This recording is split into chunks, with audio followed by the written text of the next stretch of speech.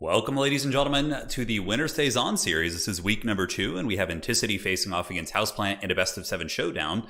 And we are switching it up a little bit this week as it pertains to the format. The players basically did kind of a run of global bans and blind picks to get all the matchups. So the matchups should be a little bit more interesting than what we're used to, perhaps. And on top of that, the players will be ready a lot quicker for sure.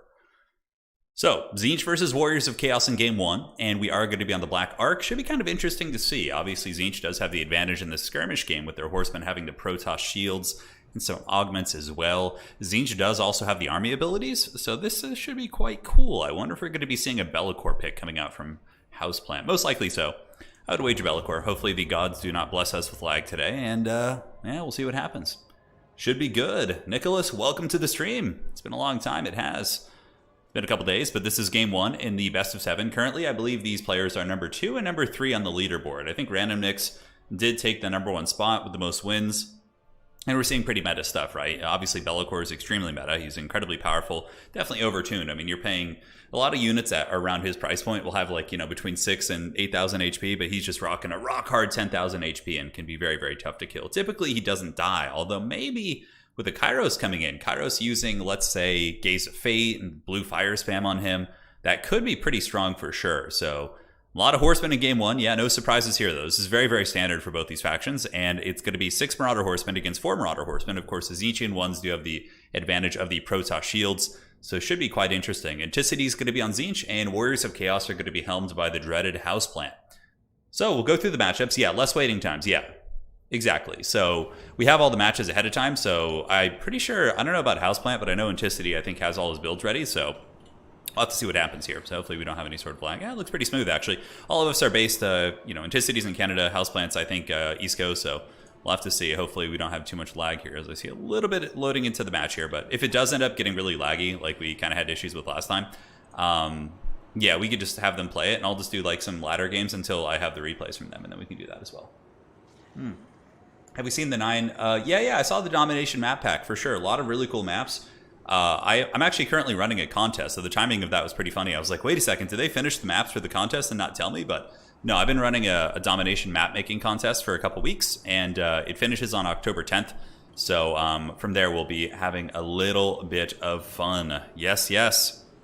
So Tzeentch here, and on the other side, it looks like it's going to be Be'lakor. Very, very standard meta picks here. Both of them are flying terrors. Be'lakor very scary in a different way, mainly because of his ward save stuff, right? So the Shadow Shroud getting 40% ward save, and it lasts a long time too. It's a nice 33-second buff right there. So yeah, it looks like it's pretty good. Not too many issues.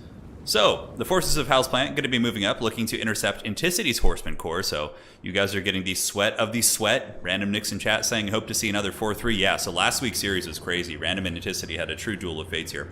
But the Horsemen are going to be moving up, obviously, just kind of exchanging some poking fire. And in the back, we do get Halberds, and it looks like Halberds and Spawn. So a lot of kind of fairly standard Tzeentchian stuff. And yeah, the Halberd Spawn combo is nice. Like, to remove a Halberd unit, you know, as the Warriors of Chaos, you probably have to send some sort of a big Great Weapon unit or even something a little bit tougher. So we'll have to see how that unfolds here. But Houseplant's going to be coming up with Be'lakor. The Dark Prince maybe going to be using some magic early. I don't know if he has like a Melkoth. He could try and catch something here, but I do really like this tech from Enticity, just kind of trying to snipe Be'lakor over the course of a long game. I mean, he's got a ton of HP, but you know, if you're just spamming Blue Fire and kind of poking at him and playing very defensively from the Tzeentchian perspective, it could be pretty good. But a lot of this is going to come down to the micro of the Horsemen and seeing who is going to be getting those better volleys, right? So big volley coming in from the Tzeentch Horsemen, going to be ramming into the Marauder Horsemen. So the Warp Flame there does do a lot of damage. So yeah, First Blood there does go to Enticity a little bit. Granted, you know, the Tzeentch units can also heal too, right? So with really, really sweaty micro, the ones that get a little bit beat up, you can always pull them back. But Houseplant with nice counterplay. He does use the Melkoth to slow down the enemy Horsemen, get some HP damage done beyond their shields. And look at this Gaze of Fate going down from Kairos, guys. Going to be locking down Be'lakor up in the sky, and then we see the Horseman Concave pull in, really making a massive effort to try and snipe your boy Be'lakor here. So Be'lakor does have the Shadow Shroud and is going to be absorbing most of that damage. So that's one of the things that makes Be'lakor so scary is the Shadow Shroud effect. So yeah, shame, a little bit of lag. I cast a lot of games of Houseplants, and also last, you know, I casted Randomix in the grand finals of the not summer championship, but at the single faction tournament. Didn't have any lag in any of those games. It's just, it might be something with Enticity when I connect to him or something. We could try restructuring the lobbies a little bit, but nonetheless, if it's not too bad, we can just carry on and hopefully it'll subside. But Yeah, I don't know. It's weird. I do have some lag with Enticity sometimes, but never usually with Houseplant and Random from what we saw. Oh, Enticity streaming right now? Yeah, maybe it could be that. I don't know. I had no issues with Random when it was just me, him, and somebody else, but when it was me, Random, and Enticity, we ran into some lag issues, so...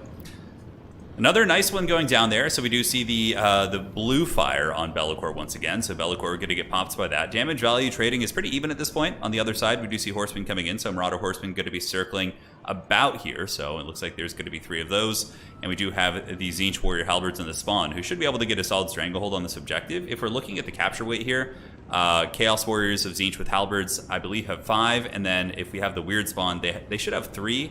And then each of these horsemen should have 3, so 3, 6, and yeah, so there's a little bit of a capture weight struggle here, but the Marauder horsemen are quite damaged, so their capture weight is going to be a little bit better. A little lag is better than watching the replays. Yeah, but if it's a lot of lag, it becomes a problem. Yeah. And if the person who keeps winning, the winner stays on, is the person causing the lag, it kind of makes the series unviable, right? Because you're just going to be constantly lagging. Oh no, what a shame. What a shame. So, horsemen just lagging about. This is the stuff that everybody loves. So what I could do, again, is if we continue to have these problems, I could just have the players play the series out, and then they can just send me the replays as we go. And if they get 1 replay ahead of me, then we should be fine. So I think that is probably going to be the plan. Yeah, I've had lag issues with Enticity before. We'll see. Hopefully it'll subside. I don't know if he's on like Wi-Fi or something. I know he's streaming, but here we do a Be'lakor kind of juking back and forth as Kairos Fateweaver is going to be going after your boy here. A little bit of a hunt. Obviously, all of us in Total War Competitive, we're no strangers to the dreaded lag in tournaments. It's something that we've kind of gone for. And up in the sky, we do see Kairos Fateweaver. He is getting hit with a lot of javelins, and it looks like his Protoss shields are going to be going down here. Be'lakor the Dark Prince going to be hunting him, and Kairos probably just going to be pulling back, trying to regenerate his shields, I would imagine. But this is why Be'lakor is just such a bully, man. He's so tough to kill. I believe he does also have access to some healing. Yeah, the Lord of Torment. So basically... as units, yeah, it's kind of like his Slanesh mechanic, so the more stuff that kind of wavers near him, the better his action gets, so. Yeah, I think the replay is going to be the better option here, so they can play it. Obviously, if you don't want to spoil it, just, yeah, I would just not, I mean, I think Anticity's streaming, and that could also be possibly what's kind of stretching his bandwidth out a little bit. Well, I don't think it has anything to do with California, because, last week during the Winter Stays All series, we had what's it called? Random Nix and Enticity, and it was lagging the entire time. And then I had a series with Random the next day with somebody from like Germany or something like that, and we had no lag whatsoever. It's just when we're with Entier, unfortunately. All right, so let's go ahead then. I'm gonna just tell the players to play on, and go ahead and play games and send me replays here. I'll just cast from replays. Seem to lag. All right, cool. So I'll let them play their games, and what we'll do in the meantime is we'll play some quick battles, and then as soon as I get 1 replay from them, we should be fine from there. And I also have a mod that can pull up all the UI that is basically everything that you would be missing. So we'll do some ranked matchmaking in the meantime while we just wait here. So not much happened.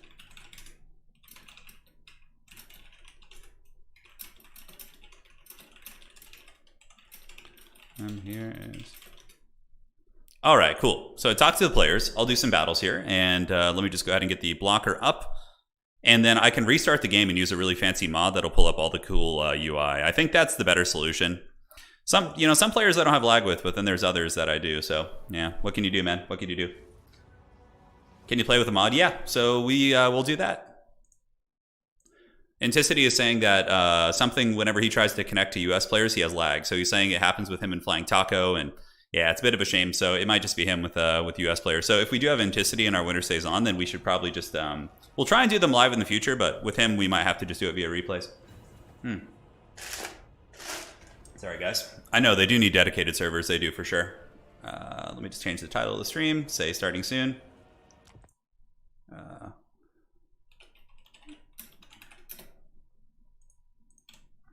All right, perfect. So the Grove of Slaughter. What do we feel like playing here today, guys? So we just need them to get ahead of us in terms of 1 replay, and then they can just drop them, and we should be good to go from there.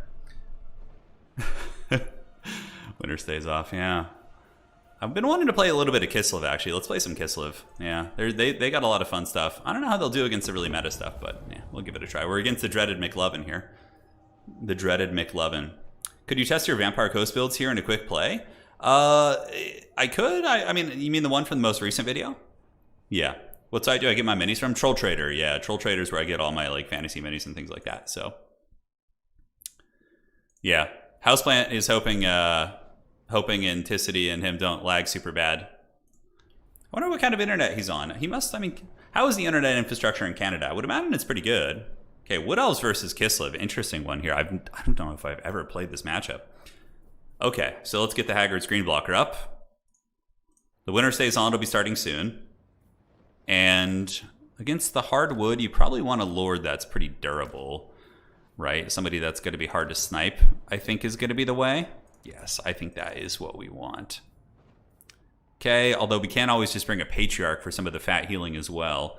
So Wood Elves obviously have some capabilities of battling in the tree line, so we got to put some respect on that. Yeah, it's not bad. I do like that. And then this looks good as well. Okay. Man, he's pretty expensive after you get that like whole kit on him.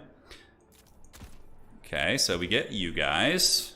As far as playing the side points, that's going to be the important thing for sure. We should have a decent little cav advantage against them. And I honestly feel like a lot of the Kislev like baseline Kossar infantry should be pretty good against Wood Elves in general. Could be wrong though, could be wrong. Yeah, we're here. So we're just playing a quick ladder game, and then we're going to be jumping into the Winter Stays On. We're just letting the players play and get the first game going, and then I'll restart my client and show you guys a really cool mod, which adds like a ton of UI features. So against Wood Elves, I think that's probably it. I wonder if we could see like a Durthu pick or something. Durthu wouldn't be like uncommon in the trees. He could be a little bit of an issue for sure. Okay, so let's get this, and do we need to imbue magic traps for any reason? Not really. Yeah, not really. All right, looking solid. So now we got to do our reinforcing army. Kossars don't feel great against Wood Elves. I feel like they're going to outtrade you for the most part. Sleds for Kislev are just always pretty great. We could get a couple of these. Let's try this a little bit, although, man, you're just going to get out skirmished so heavily by the Wood Elves there. Okay, let's get you guys. A couple little dervishes, which are always a good time. Snow Leopard against these guys. What is that going to be good against? Snow Leopards themselves only have 20 armor, so I feel like they're very vulnerable for sure. I really do like just the basic Kossar here, though. That feels like it's a very strong choice. Yeah, Firebark Elders are a bit of a pain, for sure. I don't have anything that's like super good against them. I don't. I think playing the side points is certainly very, very strong. Firebark Elders you can grind down. I mean, you can bring Streltsy to shoot at them, but Streltsy are just kind of like... I guess they're somewhat armored. Yeah, so Wood Elves' only armor we really have to worry about. Like, we have all our light armored shooting.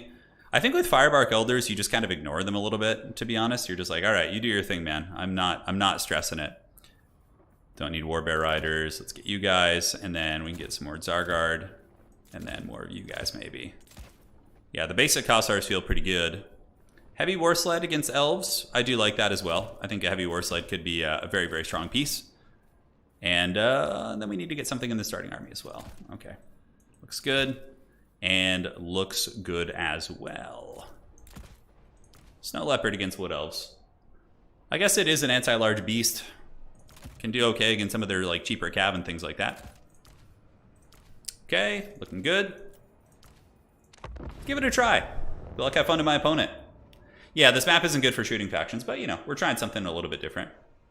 How are the bear? Oh, the bear wagons are very, very good. The sleds in general are just very, very strong. You probably want to cut you, get a dervish, and then get some more magic, like some different viable magic options. Frost Shield, Glacial Blast, Frost Blades does imbue magic damage, which I suppose is relevant, so let's get that. All right. Go look, have fun. Yeah, so the Winter Stays On, they'll play, and they'll drop the replays. It's always better with two. Cool. So it looks like they're able to play their games, and then they can send me the replays, and I'll just be one game behind them, essentially, for the Winter Stays On series. Why is Kislev's win rate so low? I don't really know, honestly. I feel like they have a lot of things that are pretty good in Dom, like, but I don't know. Yeah, I guess just they don't have as much as some of the other stuff. Like Chaos just got like just a huge DLC, got a ton of content, tons of new options and ways to play. And then you see Kislev coming in and, you know, not getting as much. Rebel, thank you so much again for that donation earlier. Really do appreciate that, bud. Oh, of course, John. It's always going to be less laggy with 2 players. It's always going to be less laggy. You know, and I'm pretty sure Houseplant is East Coast, so he's probably closer to Enticity. It could just be Enticity maybe struggles to connect with West Coast. Yeah. All right. Although it's weird, like I had no lag playing with random nicks, and he's in Poland, so. All right, guys. So first game here. How do we want to do this? Okay. I think we just play the middle with like a Zargard push. Like pretty heavy duty there, like get our good quality troops. We got Rasputin as well. I figure he's pretty strong because he's hard to snipe. We have a couple Kossars hold the side point. We can obviously get our heavy cav in pretty quick. We have the Ice Maiden and Rasputin here. And do I want to play this side? I feel like I could play all 3. Like Kislev's got some pretty durable units, right? So I think we can try that. We'll get our dudes hanging out as well. Yeah, Norsca does have a thin roster, but they have a lot of things that trade quite well. Like all their infantry are very good, but I mean, same with Kislev's infantry are decent. I don't really see the hate for it, you know. Faction win rates are on our website, Total Tavern. You can see the faction win rates in tournament. So, yeah, he could just go tree blob in the bushes. Oh, it's gonna be Orion. Wow, that's some shit. Okay, so let's move you up here. Certainly was not expecting Orion. You know, most sweaty players would not bring Orion, although it might actually be really good here. It's gonna be archers, Glade Guard. He's got a Beastcaster with Manticores, and we are ready to go. Let's get our dervishes to move up with these guys. Heavy war sleds can come out and start doing a little bit of skirmishing here. I went with heavy war sleds because they have a ton of armor, so against, you know, the Wood Elf cav like Glade Riders and lightly armored poke, it could be very tricky. Alright, let's move you over to the side. Move you up. You guys are hustling as well. Alright, let's see. So as far as magic goes, we just have like kind of the cheap lore vice spells. I feel like this fight's gonna be really good for us. He's probably going to get the side point here, committing these, but even our basic Kossars with their pistols should shoot pretty well. Rasputin's just all slow in his bear. He's like stuck back here. All right, let's pull you out here. Orion's good. Yeah, I think he's decent. Okay, so we're getting shot by something. Let's juke this out a little bit. We do get a shot into Orion there. So Zargard can move into the tree line. Let's move them up like so. And then the other Zargard probably wants to pop over here. You, buddy, can just sit in the bushes there, and then we have you guys moving up onto the point. Kostalton needs to be careful. You know, certainly not the most fun fight for him. So let's drop him. Because Orion will kick his butt pretty hard, right? So let's get the Griffin Legion going.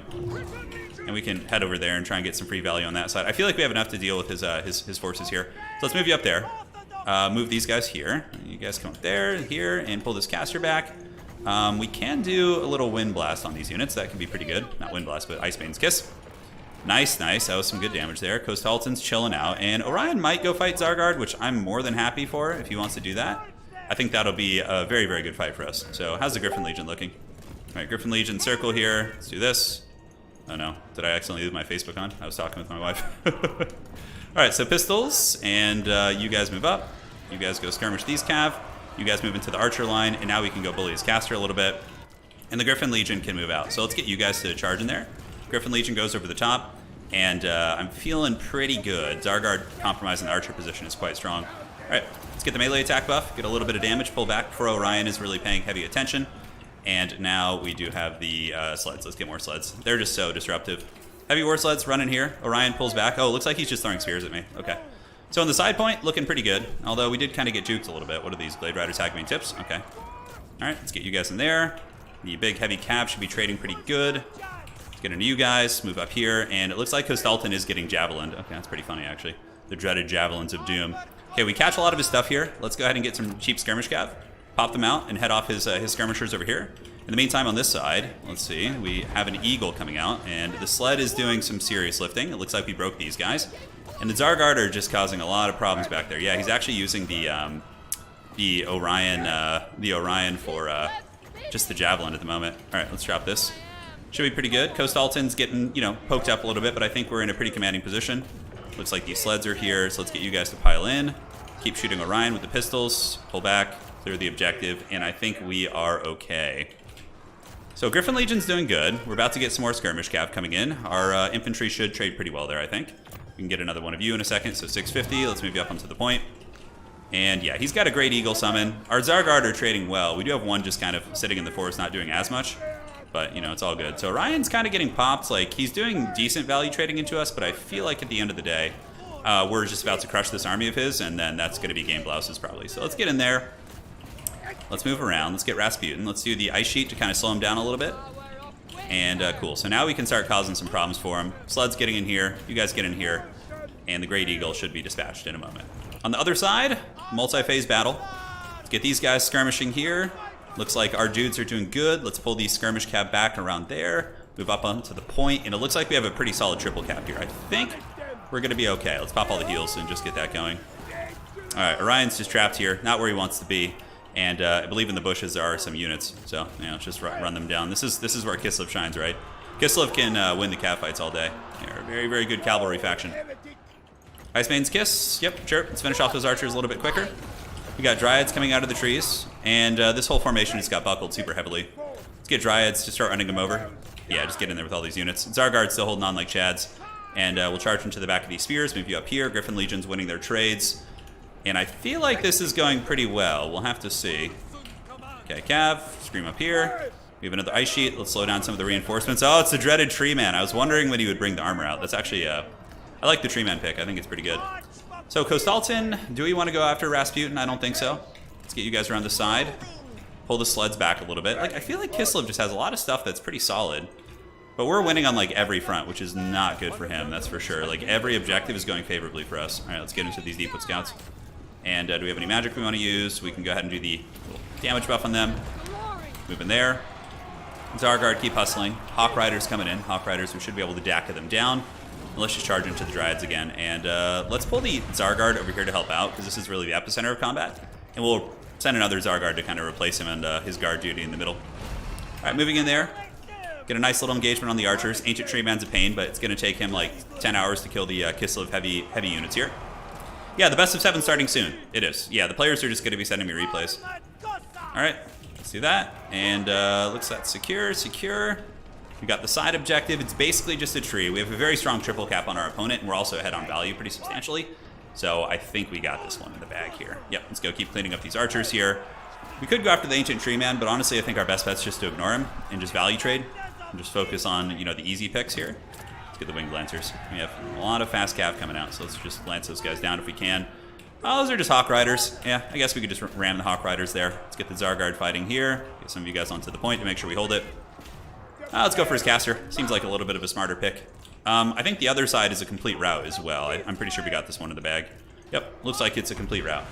More sleds are really good, yeah. Even in matchups where you think they wouldn't be, they're just, the fact that they shoot gives you so much utility, right? So let's pop these buffs, juke out Orion, who's obviously going to come for the kill here.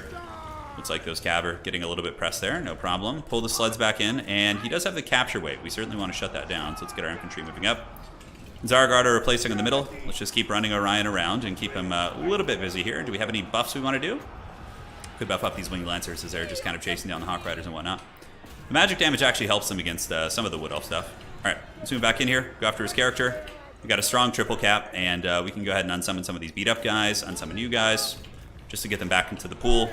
Just jump over here, and the Winged Lancers, I think just coming and pushing onto his archers here is a good call. All right, so we got the objective back. Sleds just shooting. We could just have them sit and shoot at the Tree Man, honestly.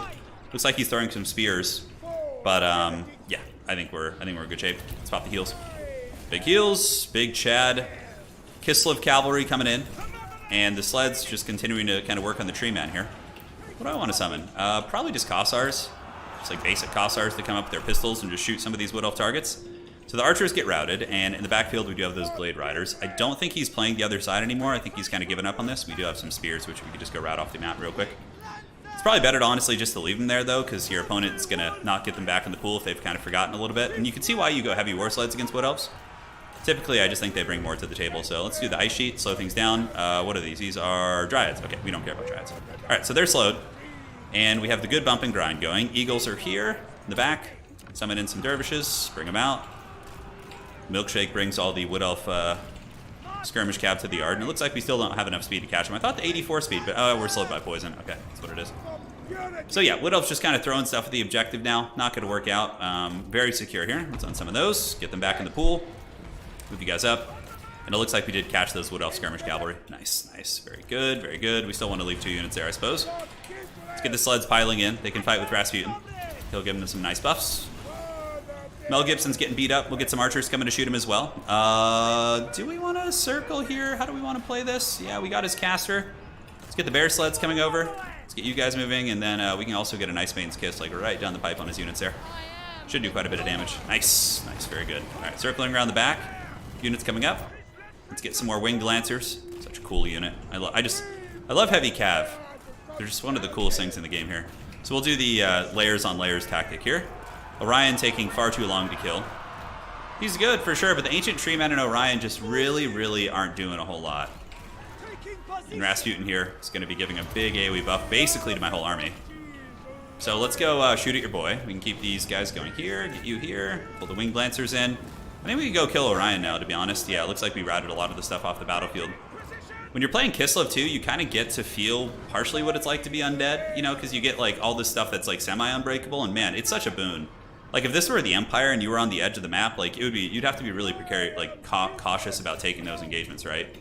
But with Kislev, you know, that's why I'm always surprised they don't do better. I think some of it could be maybe that people don't like, I don't know, maybe they just want to play with all the new stuff is kind of what I was thinking, right? Looks like there's an Ancient Treeman there, but we just ignore him. Pull these cav around, and the hardwood is down massively in value. I think at this point we just reinforce the middle with some good units if we can. So let's get the Kossars. I don't think he can. I don't think he's got any play left in him. I think he's in trouble. All right, here they come. Let's give Rasputin the power of winter. It's gonna give him some nice damage buffs. We'll get the Ice Maiden in there. Get the Kossars with their pistols going, and oh man, Mel is he's certainly no joke of a fighter. He's very scary. How are the sleds doing? All right, sleds pull back. Looks like the Haggard Eagle's attacking. We got some cav doing their thing. Ice Maiden perhaps should get away. It looks like he's trying to snipe the Ice Maiden. Do the Vigor buff, which basically keeps Rasputin fresh the entire battle, which is crazy good. Zargard into the Eternal Guard. So yeah, my opponent's build not optimal by any stretch of the imagination, but still a fun game. We got to see, you know, some of Kislev's power, what they can do. Orion's very lightly armored too, so it looks like there's some more archers back there. You can go ride them down. And yeah, we got Winged Lancers chilling here. Game's gonna be over in a second. I don't think people in Total War are used to like leaving games yet. Yeah, it's all in due time. Hey, Alzak, thanks for becoming a member. Orion is on deathbed here. Pop slow and get a charge into these. Seems pretty good. Winged Lancers will probably trade pretty favorably there, and we have a lot of money. I feel like putting like a big like value sink unit might be a good idea too. It's hard to say. So Orion's sitting at like 600 HP here. Looks like the cav got into the archers. GG. Do you want top tier players only, or do things like Nurgle count? I'm not sure what you're talking about. Are you talking about for this event? This event is top 16 on leaderboard. Yeah, so you have to be top 16 on the tournament leaderboard to participate in these events. Which I'm glad the game took a little bit longer. They should have the replays for me now. It looks like they still might be in it. They might be lagging. We're not 100% sure. All right, GG well played. GG well played. If they haven't finished, we could do one more game as well. Yeah, we'll have to see. We'll have to see. Thank you guys for joining today. Yeah, Rasputin was good. He's hard to kill, you know, and his buffs are nice. Zargard fought for a long time. Sleds always pay for themselves. Like, they're shooting, just, there's so many variables. There's so many variables. Okay, it looks like they haven't got me the replays yet, so. Don't forget to send those replays as you get them. Cool. So they'll send them to me. Aside from, okay, I thought it was for me. I was like, yeah. Yeah, Kislev is pretty good in Wood Elves, I feel. You got a lot of things that are very good against them. Who do we play here? Who's just been getting like wrecked in multiplayer lately? I feel like Beastmen, although it could be land battle too, so that changes things. Wow, Grove of Slaughter again. Oh, I played this guy last night. He's actually a pretty good player. Okay, this is great. Let's do Nurgle, actually. Nurgle has a terrible win rate right now, and I think they need a little bit of lovin'. And if Nurgle is going to be good on any map, it'll probably be this one. Yeah, I feel like they'll be pretty good here. Nurgle's just been getting dumped on, like, in tournaments. They have, like, a 30% win rate. High Elves actually are, I think, have a higher win rate than Nurgle, if I'm not mistaken. Yeah, we'll see. Ogres? Oh my god, Ogres are so haggard. Oh my god. Ogres have, like, an 11% win rate right now. Who would you recommend if you like shooty factions? You know, honestly, Kislev is a really fun shooting faction. They're durable, too, so you can make a lot of mistakes. I think Kislev is a great choice. Okay, Norsca. I got some ideas here. Norsca, what kind of magic is he going to be having? We'll have to see. All right, Wookiee Claw, bring us the goods. So let's get you. I think he's going to be pretty good. Yeah, I do like that. Very solid. that handles that. So against Norscan infantry, I guess we got a couple options, but I think these guys will be pretty good. Nurgle has a 40% win rate. Wow, they climbed back up a little bit. That's good to know. Norsca is definitely a top tier faction. Norsca has been doing great lately. They have been an absolute menace to society. Okay, so Norsca, what do I have to deal with? Javelins, Marauder, Berserkers, all that sort of stuff, right? We want to make these chariot characters. You don't really need the armor piercing, so I feel like that's a little bit redundant. Could send them over. Very cool. I'm already liking this build. It feels pretty fun. Chaos. I wish Chaos Knights were better. Chaos Knights are just such a bad unit. Yeah, they're so bad. It's a shame. Okay, let's get you guys. I feel like the Marauder fight's going to heavily favor my opponent, for sure. I feel like that's not a good idea to kind of play that game. I don't care. Like, yeah, it's fine. About the stream sniping, yeah, it should be okay. Okay, and then we get the little Nurglings, I think, and that's going to be like a pretty good little reinforcing army. Now, the Cultist of Nurgle is an interesting one. He needs to be... The problem is to get his summon off, he needs to be below 75% HP, which almost never happens. But you could still use him as like a big debuff kind of character, which is kind of cool. And a Chaos War Shrine of Nurgle is also another interesting idea. Like a Cultist on a War Shrine. I kind of want to try something a little bit different in that regard, I suppose. But I think just on foot, like with his debuffs, he's pretty impactful. Okay, I do like that. Man, I really want to use some Chaos Knights. They're just so weak. They're just so weak in my opinion these days. Although, you know, we could put some in reserve, and it's a casual game. It's not like we're sweating in a tournament, so we'll give it a try. Maybe be able to get some success. Norsca could have a Mammoth, but fighting in the trees with a Mammoth probably won't be super good. Although we do need to put some respect on it and have probably something to kill large stuff. I think. Yeah, he's not great against large. Great weapons won't be super good against large either. Got you. Do we need to get some drones of some sort? I feel like that plus that. Okay.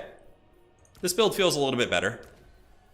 It's got some really cool stuff in it. You guys are going to like it. I wouldn't call it like hyper competitive, but have you brought up casting lag with CA? Yeah, they're not going to do anything. The game was predominantly a single player game, right? So they'll throw us a scrap here and there, but you know, obviously the development money is going to go into the single player mechanics. Chaos Knights do suck, but they're so cool looking. They're so cool looking.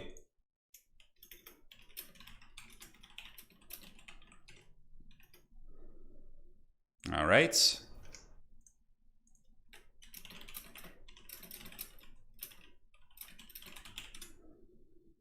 Very cool.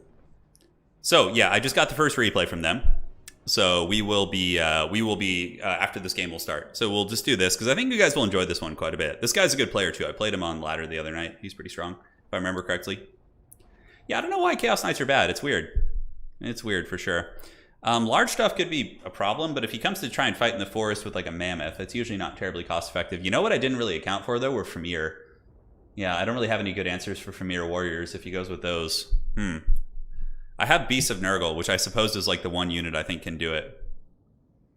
I find it hard not to bring a Chosen and Chaos Knight in any Warriors of Chaos game. That's because you're a true Chaos player. You're not one of these Bellicor Horseman spammers.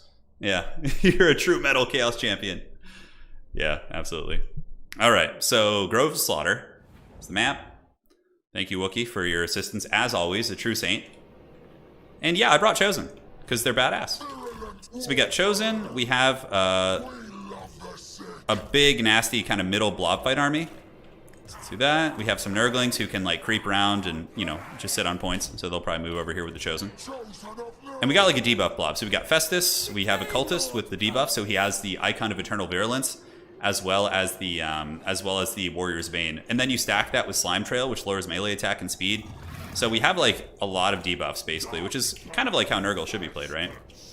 Let's get these Chaos Warriors up. So we're going to just play these two side points here. Nurgle, you can't, like, triple capping is very, very difficult for sure. All right, looks good. So let's move up. Let's see what happens and have some fun.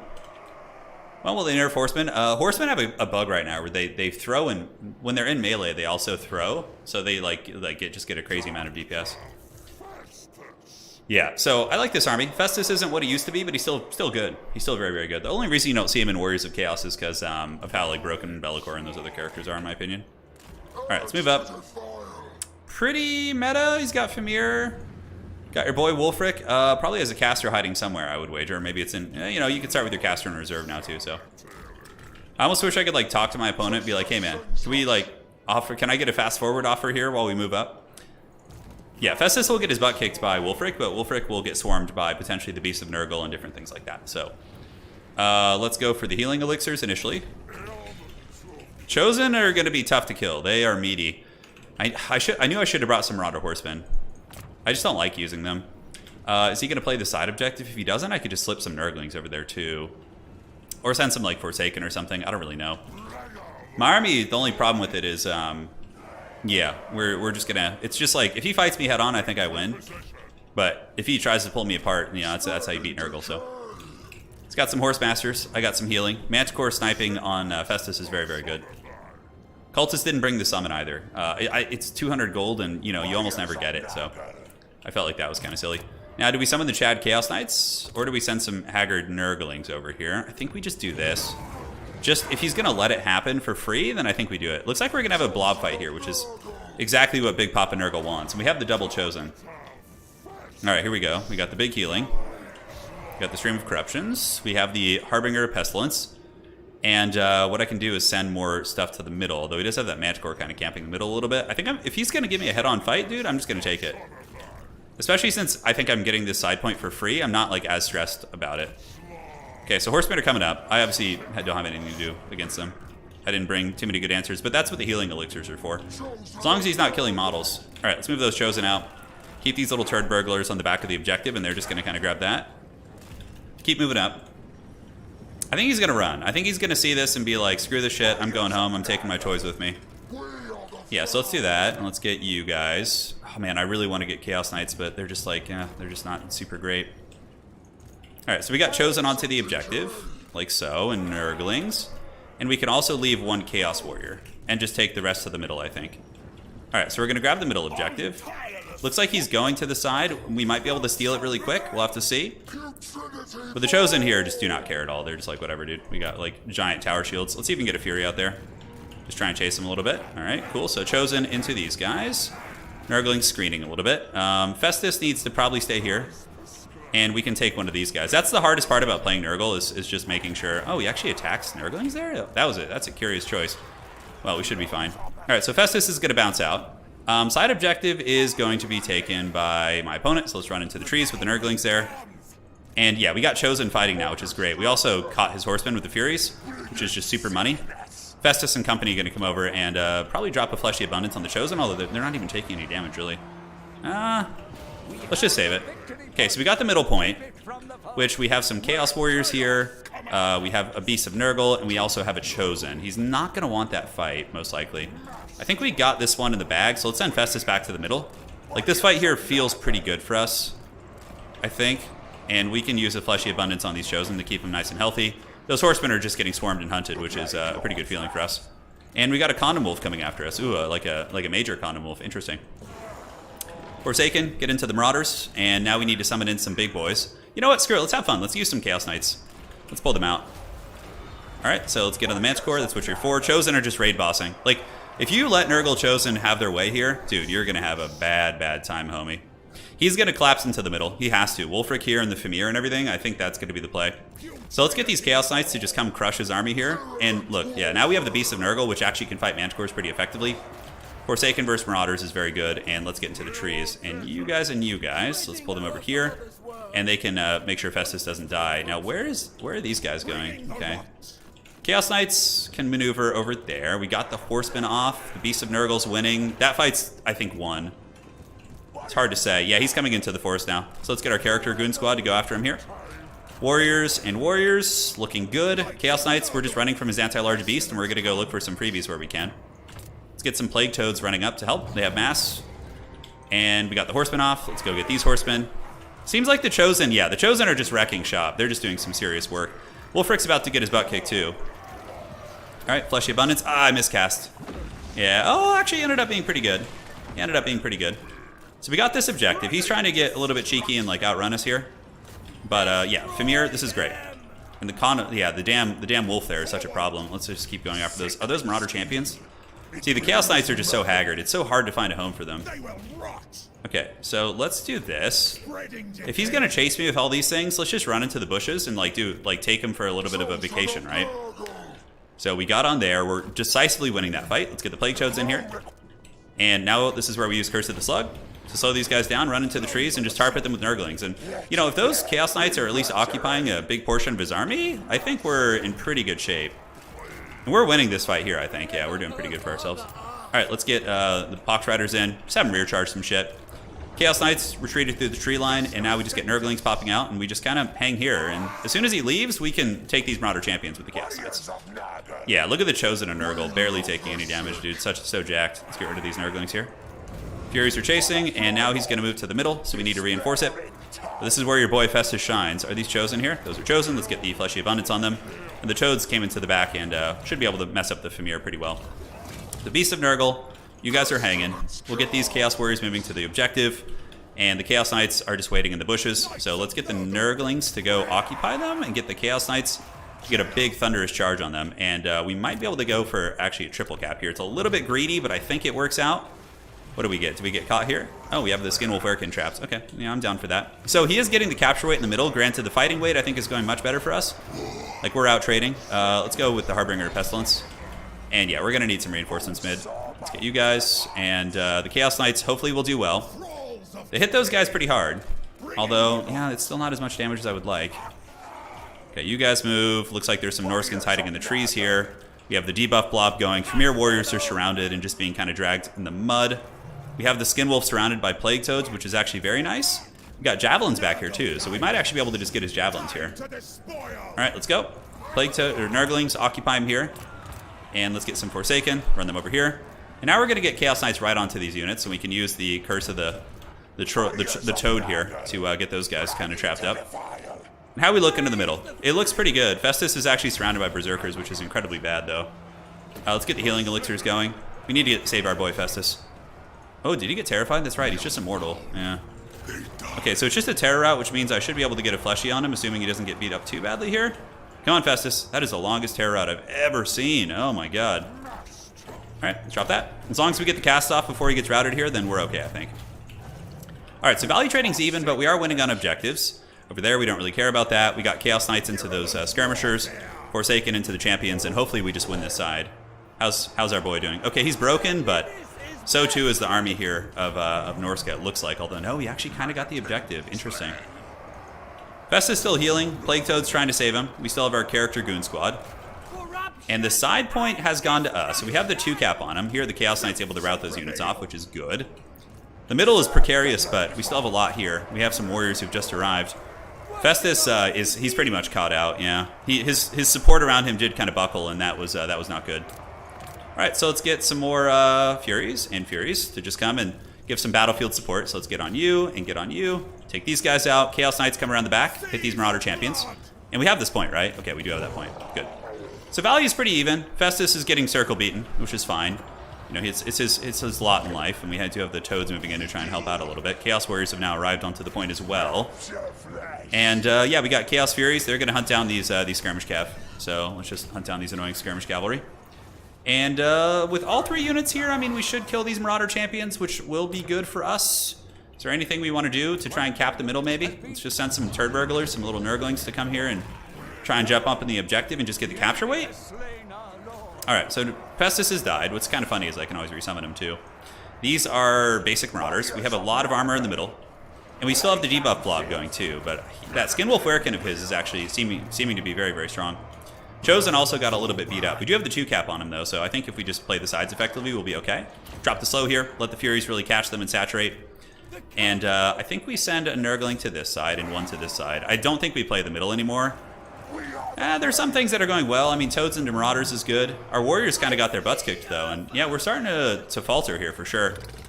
You're seeing the meta nature of Norsca start to shine through a little bit. So we need to get to the point where we win on one objective. I mean, it is going to be hard to get us off here. Those champions are almost dead. And these Furies, let's get them back. We have the Toads. I think if he leaves the middle, yeah, he just kind of crumped us in the middle. Wolfric, like his Wolfric Goon Squad was just very strong, and Festus just kind of got caught out. Okay, Chaos Knights running down these Marauders, and it looks like the champions finally are going to buckle. Now, what can I summon in from reserve? We have some more Chaos Warriors. I guess we move here. I would wager that's where he's going to go. Like, his whole army's kind of moving that direction, so I think that's what it's going to be. Alright, so let's get these Furies. We have the Forsaken on the other side. These guys for sure can go threat in the middle. If he doesn't, like, put some respect on the middle, we could definitely put some pressure on it. So let's get you guys. Nurglings are occupying Wolfric, which is good. We're going to have to hold for a while here.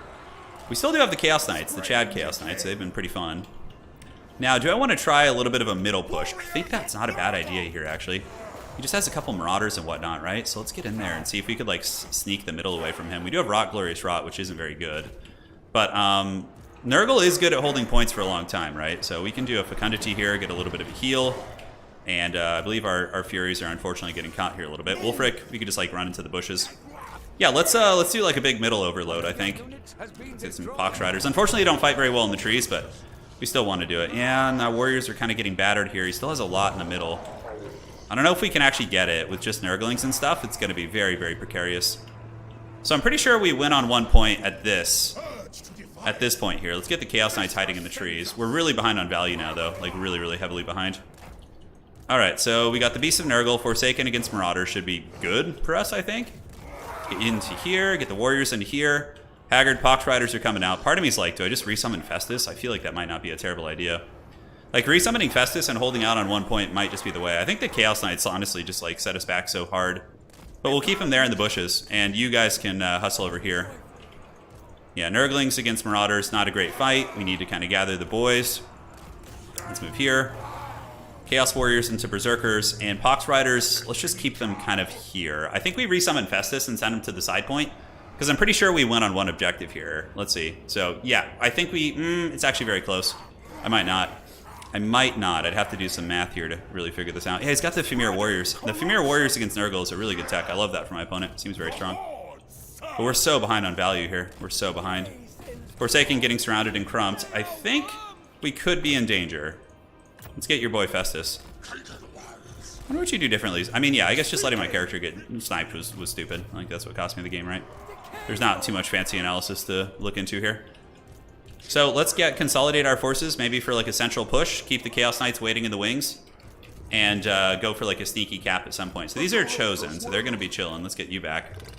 And I think we resummon Festus now. 1645, so we should be able to get him soon. And there we go. Boom. So Big Daddy's back. A lot of wins of magic. These are Chaos Warriors just getting wrecked by, you know, pretty much things that just counter them. So that's not good. Getting a little bit greedy there as he's chasing. Okay, let's pull back, pull back. Don't know if we went on the one. Here we do have this opportunity to maybe snake this point. I think that's probably our best bet. We've forced like a big Haggard blob fight over here. We do have the dude, and it looks like the Beast of Nurgle is doing good. Toads are on their way up. Festus is waddling as well. Yeah, I'm pretty sure I won on one objective with the current points. So we have to like pretend like that's what we're interested in. Okay, is he gonna get charged there? Yeah, it looks like he's microing a bit. Let's get the Nurglings to go here. Hopefully the Toads can catch them. And the Chaos Warriors still fighting like champs. Doing very well. What does he have here? He's got a couple idle units. I need him to forget about these units. Or not forget about them. And send them into the actual battle and have them be useful.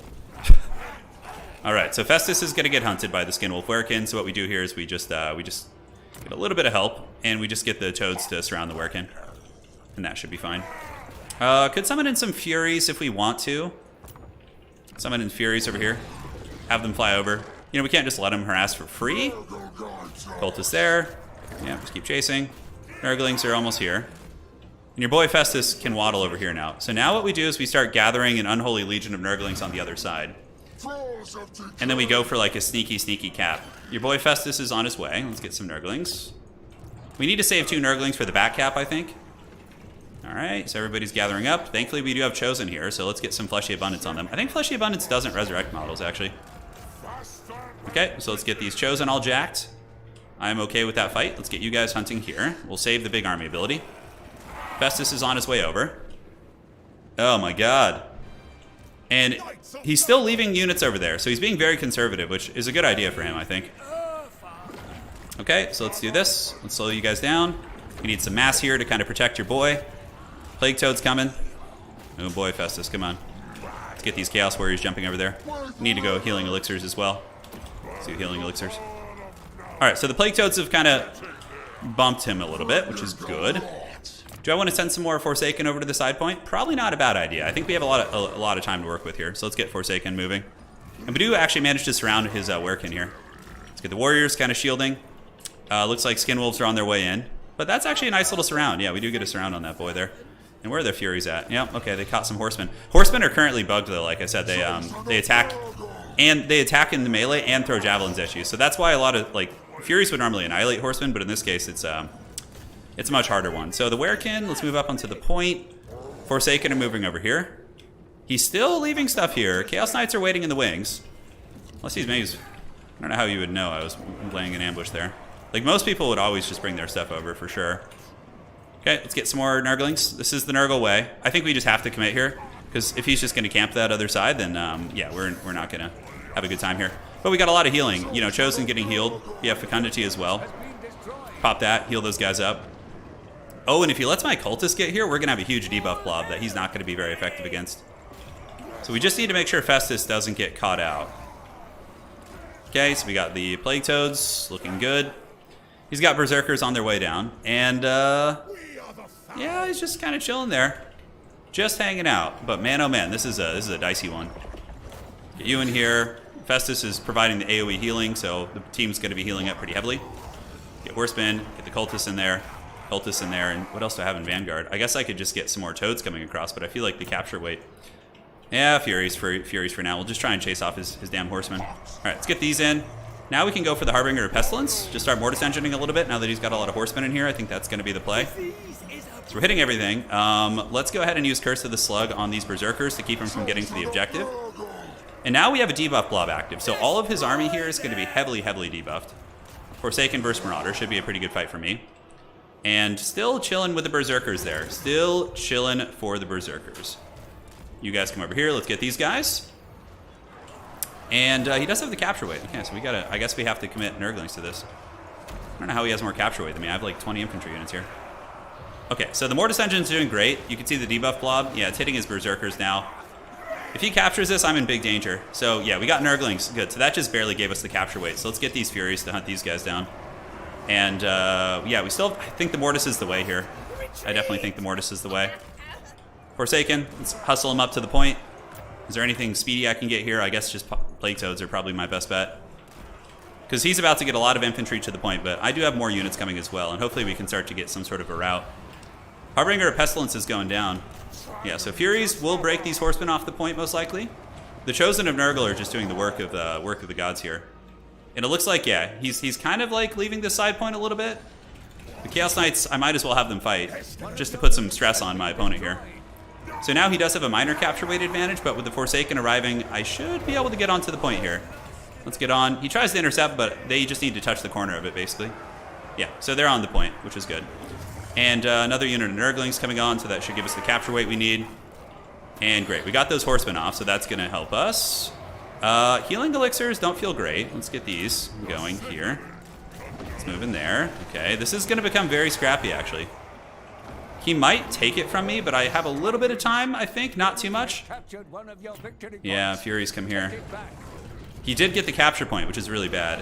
I don't know how he did it. Man, I feel like we have so much, but I guess he's got a lot as well. Festus is Mortis Engineering everything, but I think he gets it. This is a really good game. Well played. Chaos Knights are just trash, man. Like, every time you bring Chaos Knights, you're basically just asking to lose. How's Festus doing on value? 1800, so yeah. Not as good as it used to be, but it's still very strong. Because it's hitting everything here, right? Like, all these units are getting hit. It's Festus time. Yeah, at this point he wins, though, because I don't have enough time to capture multiple objectives back. Do I have any Nurglings in the pool? I don't think so. Beast of Nurgle's fighting here. GG, well played. GG, yeah. So all of his stuff's going to break here. That was a very clutch capture. Cultist did get broken. We need to get Festus back there. You can see how we're starting to close the value gap, which is pretty cool, too. You guys charge in. Dude, Chaos Knights are just so freaking bad, man. They got 1200 value at least, so at least they kind of paid for themselves. So we started to capture the objective back, obviously. But that's it. Yeah, GG, well played to him. So now we can start the Winter Stays On. The dreaded outcap, I know. So I got to restart my client right now and get the mods. But Chaos Knight's got 1200 value. But, dude, if you just bring out some more, you know, good quality infantry or something, I feel like it's so much better. Capture weight isn't based on the number of models. It's based on, like, the percentage of the unit left, I think. Yeah. Yeah, the build was fun. I didn't have an answer for Famir, but guys, what was really cool about this one is we got to see Chosen actually doing well. So 25, 1400, you know, Festus was pretty balanced. He's very balanced now. He's certainly not bad, but yeah, letting Festus get sniped in the middle was where we did it. Yeah, I don't know why Chaos Knights are bad. They just don't do it. Any other 1500 gold unit typically makes a much bigger difference. They can't even kill infantry, which is what they're designed to kill. It takes so long. All right, so let me get the replays loaded up. So let's set this up. This is where the hype begins. And I don't know if we'll need that. Let's go ahead and see how the UI looks here. Perfect. So I'm going to get the replays from the players. Okay. 1 and 1. And now, let me change the title of the stream. It is time for The Winner Stays On, ladies and gentlemen. The Duel of Fates. We have the first 2 replays from our great champions. And let me just go ahead and retitle them so I can find them in my folder. And they will continue sending them as we come. I got to do a replay stream where I just play some games on stream. That'd be a lot of fun. All right, so now we fire up the game. We're going to be using that new fancy UI we had earlier. Let's get this. Let's go to the mod manager and do this.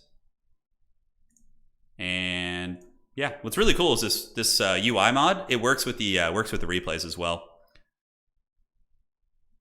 Yeah, the Knights got like ideal charges, but they just don't do any damage. I think they need to increase the mass of, like, I don't know, like the brute, not the Brutes of the Hound, but those the Knights of the Brazen Throne. They actually do a really good job. Those things are awesome. They're really, really awesome. Yeah, Festus's neckbeard is great. It is. All right. So here we go. This is game 1. Let me see who sent me the replay. It looks like it's on the right side since Enticity sending the replays. Okay, let's get this up. Look at that, ladies and gentlemen. The Winner Stays On is here. It is time. Let's get this party started and have some fun. Yes. 1 sec here. Open up the door. Getting a little bit warm in here. And it's good to go. So this is the second week of our Winner Stays On series. Last week we had a really good series between Enticity and Random Nicks, which was quite a bit of fun. And let's see how the UI functions here. Let us see. We'll get a look and make sure it looks good with the current scoreboard, and we can go forward from there, which is good. Okay, so is that blocking that? Looks good to me. It is blocking a little bit of that, but overall I think it's good. All right, ladies and gentlemen, it's going to be Enticity, the Kraken King, the current, I guess you could say, King of the Hill, who's going to be sitting atop the throne, coming in with Marauder Horseman of Tzeentch, backed up here by Kairos Fateweaver. So we did see the beginning of the game before, coming in with Chaos Warrior Halberds, Spawn, and more Halberds as well. Now, looking at the Dark Prince Bellicor, it is going to be Bellicor. Pit of Shades, Melkoth to slow down enemy skirmish cav and get the advantage in those trades. That is going to be the jam. And then it is going to be Marauder Horsemen as well. So the Marauder Horsemen are lurking. They are going to be moving up. Javelins going into the face here of Kairos Fateweaver. Scroll of Destiny does get power reserves, kind of a cool item to usually bring. Gets you a couple extra blue fires over the course of a long game here. But for the most part, the Marauder Horsemen cores are just skirmishing, bouncing back and forth, looking to be a very, very sweaty. Did I miss something? I see you guys in chat saying I missed something. Is there something on the screen? I have no idea. I don't know what I'm missing. Hey, my wife is here. How you doing, darling? Hope you're doing well. We were just chatting before the stream a little bit. Smoking hot wife. Shadow Shroud is active, so the first attempt is going to be coming down from Kairos. Kairos is going to be snaring Bellicor. Bellicor, of course, is going to be taking some javelins from there, but a little bit of a rough trade as well, as Bellicor does get in there and is able to return the favor to Kairos. But Kairos, of course, has the advantage of being able to pull back, and it looks like there's going to be some magic here as well. So magic going down. That is going to be a Tzeentch's Firestorm, so that's something you don't see terribly often. But considering, oh, look at that. Wow, the Tzeentch's Firestorm. Getting through those units, not doing a ton of damage, but obviously any sort of a static effect type vortex would have been easy to dodge, but the Tzeentch's Firestorm, how unpredictable it is pretty awesome for sure. So Marauder Horsemen circling about, Halberds being poked by the forces of the Warriors of Chaos. And the problem with the Halberds is they're certainly very fresh on the line here for Bellicor here. So we will have to see. Chaos Warriors of Halberds going to be pulling back. Shields are down, and up in the sky here, Kairos Fateweaver going to be dropping the blue fire. Blue fire is going after Bellicor, so it looks like that's going to be the epicenter of the strategy here for Enticity is just to be, trying to finish off Be'lakor essentially. But is he going to be yielding a triple cap for that? Now, on the bottom, Enticity has sent some halberds. Looks like he's pulling some spawn back up to the top here. The halberds are sitting here. It looks like they're going to be capturing that. And Kairos Fate Weaver juking back and forth. It looks like there's a couple javelins, but he's able to dodge them. And the Protoss shields are back online. So looking at the current Protoss shield rate, man, that is so strong. So normally you start with 1,000 barrier, but in this case he's taking a little bit of damage, but it's only 969. The amount of barriers you lose as it pertains to your overall HP is definitely rough. Now, this objective is yet to be captured, but both players are kind of like moving up with their horsemen. Both of them want it a little bit, which is pretty funny, but it looks like the Kraken King is going to end up getting this objective, and Be'lakor is getting relatively damaged as well. Value for both players is pretty even, currently at about 1,500, 1,600. Clearly, these guys are very evenly matched, and they are having quite a duel of fates here. So the Forsaken are pulling back. Enticity does have his Forsaken and his Blues. Looks like they're going to be sitting on the objective here, and ye old Marauder Horsemen are pulling back as well. Yes. So the skirmish phase continues. No one really committing heavily to the infantry fight. Both players are trying to cheese out the other's lord, which of course is pretty common if you're going to be having characters like Be'lakor and Kairos. Kairos, of course, just waiting for his shields to come back up, I would imagine. I mean, really the pressure here is on, Houseplant. Houseplant needs to move up and he needs to get on the objective because Enticity is just going to be accruing a lead here. And you can see with the fancy new UI we are using, you can see the total number of seconds left for those respective players to win. So Enticity will be winning in 6. It'd be nice if it was like, in a minute metric or something, but regardless, it's still, you can do the math if you want to, but 678 to 1423. So you can see that kind of stat right there, which is pretty cool indeed. Marauder Horseman still just poking, looking into the reinforcements. Oh, wow, look at this. This is actually kind of cool. So coming in for the Warriors of Chaos here, we do have the double Aspiring Champion. So the Aspiring Champions, they pack a little bit of a punch for sure. They're also not vulnerable against like big Vortex spells and things like that. They do magic damage against demons. They do have Silver Shield, so that is pretty cool. I'm really curious how the Aspiring Champions are going to be performing here. Looks like the forces of Be'lakor are going to be pulling back a little bit. Enticity has been doing a really good job defending Be'lakor. Like, Be'lakor hasn't been able to find any really, solid homes yet. Kairos Fate Weaver has been blue firing him into the Shadow Realm, and it is looking good indeed. But now it looks like the kind of focal point of the battle is going to be moving down to objective number 3 here. We do have Marauders, we have Marauder Great Weapons, a bunch of Horsemen at the back, and Chaos. Well, they're both Chaos, but Chaos Undivided, I suppose. The Warriors of Chaos using a Coronate banner, interestingly enough. Look like they're going to be trying to play this. But, mainly Marauders. Enticity's quality is much better here. We do have Chaos Warriors with Halberds, backed up by Weird Spawn. Weird Spawn, of course, will put some hurt on these units. So, Blue Fire going down. Blue Fire is just an insanely good spell. Man, look at the damage on that Blue Fire. Huge stuff onto the Marauder Horsemen. It's so good against SCMs. It's good against multi-model units, good against Cavalry. Blue Fire is just such a strong ability for sure. But Chaos Warriors with Halberds continuing to eat those shots on their shields, which again really does give Tzeentch a big advantage in the skirmish game. The value, though it's even, probably favors Tzeentch considering that they do have the infinite healing across their entire roster, which is pretty crazy. But this is where the Warriors of Chaos are like, all right, you have your OP shit, you have your Slaanesh shields or your Tzeentch shields. I am now going to be bringing in the most overpowered cav unit in the game, which is the Hellstriders of Slaanesh. Now, what is Enticity's answer going to be for this? Because it looks like Chaos is going for a pretty big push for sure. Marauders, Great Weapons in the back. We do also have a couple of Aspiring Champions backing them up. So how is Enticity going to be responding to this? Chaos is really going pedal to the metal for sure. It looks like we do have the Marauders with Great Weapons as well as basic Marauders who are going to be outcapping this one unit. But Enticity bringing in the Flamers of Tzeentch. Ooh, that's actually a pretty cool tech. So the Flamers of Tzeentch might be able to get in here and just put some huge flamethrower effects down. So here they come. They're moving up. And these Chaos Infantry are going to get wrecked pretty badly. But the Kraken King does have to yield the high ground objective during this entire exchange here. So here they come. I really like this tech of having one of these units there. But beautiful stuff. Pushing back those Chaos Marauders, doing about 20% HP damage, give or take, on those units. And that's going to be solidifying the objective and forcing the dreaded Houseplant to retreat right here. So that is a really cool tech for sure. Now, up in the sky, Kairos Fate Weaver is going to be running away from Be'lakor, but Be'lakor is quite damaged. He's been getting hit with Blue Fire the entire game. And Kairos does have access to that scroll, which gives him additional reserves. And the Tzeentch army ability itself is going to be giving you additional magic. Now, it looks like there's a little bit of a fight on the periphery. We do have the Tzeentch and Forsaken battling against Marauders. We do also have Screamers diving in on the anti-large Slaanesh cav. And it looks like they actually got a favorable trade. I'm not sure why the Hellscourge just took this fight over here. I guess, yeah, because it's right next to the Vanguard point of Tzeentch. So Tzeentch is able to get, all those Furies and all those really annoying units and jump in there and cause some serious problems.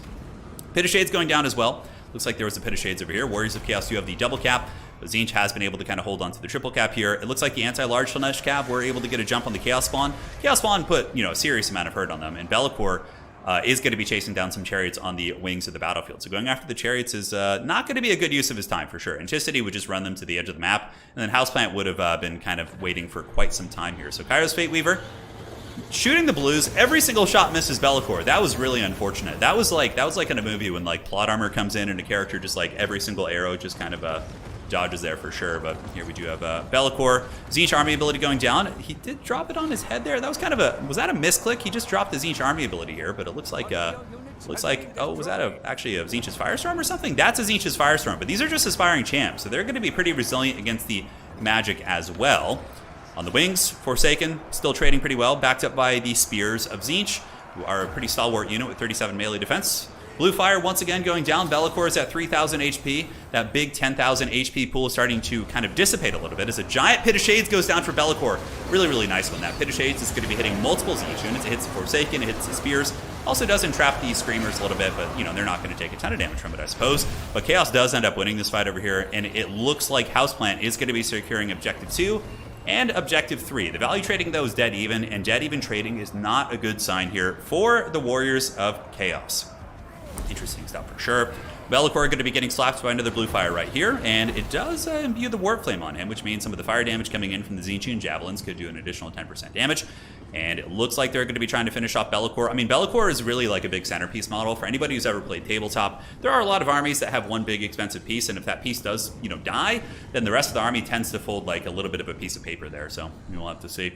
Halberds fighting on the bottom point. Looks like there's going to be Forsaken, Great Weapons, as well as basic Marauders coming up for Houseplant. So Houseplant's going to be moving in to get this point, and certainly will have a good opportunity to do so, as Tzeentch is very heavily committed on the high ground. Looking at the points right now, Enticity is up. He had the 2 cap for a long time, but Houseplant is narrowing the gap, and looking at the current score metrics, it would be a victory for Tzeentch, obviously, at this point, because the scores are pretty close. Now, unfortunate engagement here for the Kraken King. Hellstriders of Slaanesh do catch some of his Marauders. A lot of anti-large prison shanks going to be coming in, so these units are going to get beat up pretty badly here, and it looks like they will be on the run, as those anti-large cav are just having an absolute field day. Now, the answer for Tzeentch from the Kraken King is going to be Screamers moving in with their anti-large, and Screamers will do okay, but they're also very weak against those cav as well, since they are large and they're lightly armored, which is pretty much everything that the Hellstriders of Slaanesh want to be fighting here. Some Marauder Horsemen going to be throwing their javelins from across town, moving in, but the Tzeentchian army here looks like it's holding with the Screamers and Furies. But is Tzeentch going to be able to get the objectives back? Because this objective is going to be going very, very heavily here to the forces of Chaos Undivided, as we do see the double Great Weapons, Marauders, and Forsaken moving in to fight these Chaos Halberds, it looks like. And yeah, the Great Weapons will trade very well in the Halberds. Halberds aren't good at clearing chaff. They're good at holding. They generally have high melee defense, but this objective is going to be going to Chaos Undivided. But Bellicor is potentially on the way out. The Kraken King is going to be shooting up in the sky, getting some nice flamethrower action. 276 HP. Will the Dark Prince fall here? He is being cooked. The Goose is getting cooked, ladies and gentlemen. And it looks like he might be going down. 200 HP right here. He's got 165. He has not paid for himself. He's a pretty expensive boy. The Tzeentch might be able to get the momentum back. If Kairos is still on the battlefield, Bellicor is not. Looks like Bellicor is going to be unsummoned, which is very, very much like a classic villain thing, right? Like just the villain disappearing into the shadows as he's kind of being focused down, like, I'll see you next time. I will escape. And he's back. Blue Fire going into the Forsaken. Wasn't like a beautiful side shot, so not going to be clearing him out terribly quickly. The value is just dead even at this point, though. Bellicor is now gone, though, so this is going to give Tzeentch the initiative to really use their big, powerful SEM character. And even though Kairos isn't like an amazing fighter, still 400 weapon strength, still causes terror, can really disrupt formations. And at this point, though, it is just pedal to the metal for the Warriors of Chaos. I mean, they have all 3 objectives, but it looks like Tzeentch is going to resecure this one. Now, is Chaos, the question is, are they going to move in and use a bunch of Hellstriders of Slaanesh to move up with their Hell Scourges and try and further bolster this and hold on to it for a little bit longer, or are they just going to play their other 2 objectives? Currently, Houseplant does have a decent little lead. His points 914 to 664. Enticity should be able to get this objective back, but it looks like the Aspiring Champion's still fighting. I mean, those models are pretty tough to kill for what Tzeentch has left here, but it looks like Houseplant is going to commit to the triple cap a little bit and trying to hold it for as long as possible. Aspiring Champion's being beaten down by a Greater Demon of Tzeentch obviously isn't going to be great, right? Hell Scourges moving about, getting hit by Blue Fire. Another great cast by the Kraken King. Will Houseplant be able to hold on? Currently, he's about to hit 1,000 points. Enticity at 673. So Houseplant is really going to have to find a way to hold on to the double cap, right? Because I don't think they're going to triple cap him again. I mean, unless these Aspiring Champions just kind of ascend to, godhood here and they're able to kind of win this fight somehow, but I don't see it happening. The Big Chicken's got his KFC drumstick, and he's going to be dropping some big, big shots on these guys. So there they go, leaping down. He's got the big steel chair, and the Aspiring Champions, Warp Flame, Sundered Armor, certainly things they do not enjoy, although their armor is still very high at 90. But now it's going to be a bit of a Helm's Deep for Houseplant. Even though the value is even, that's not true, because Tzeentch, like I said, has infinite healing on their entire roster, more or less, with the shields. So a lot of the value damage that has been done to Tzeentch has already been healed up, right? So that is very, very tricky. And now Houseplant's going to be on the back foot, basically spamming out infantry. He's almost at 1,100 points. And then he can go for the final opportunity of Helm's Deeping on the back objective as well. Looks like the Forsaken here, able to get through the halberds. He does have some Hell Scourges here. Hell Scourges could probably intercept these blues.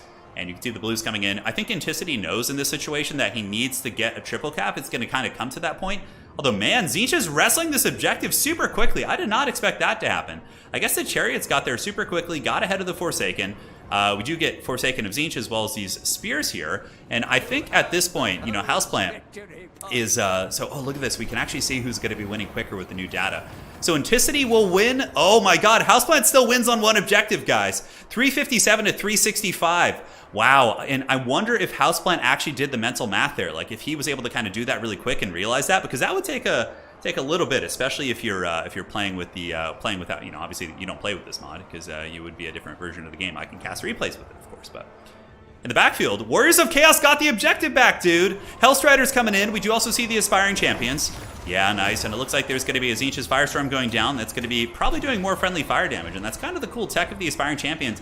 But the Warriors of Chaos coming in with a very sneaky back cap, which is going to be extremely punishing. You can see now 149 seconds left for the Warriors of Chaos to get the win. Meanwhile, in the backfield, they're Forsaken getting their butts kicked by the superior Forsaken of Tzeentch.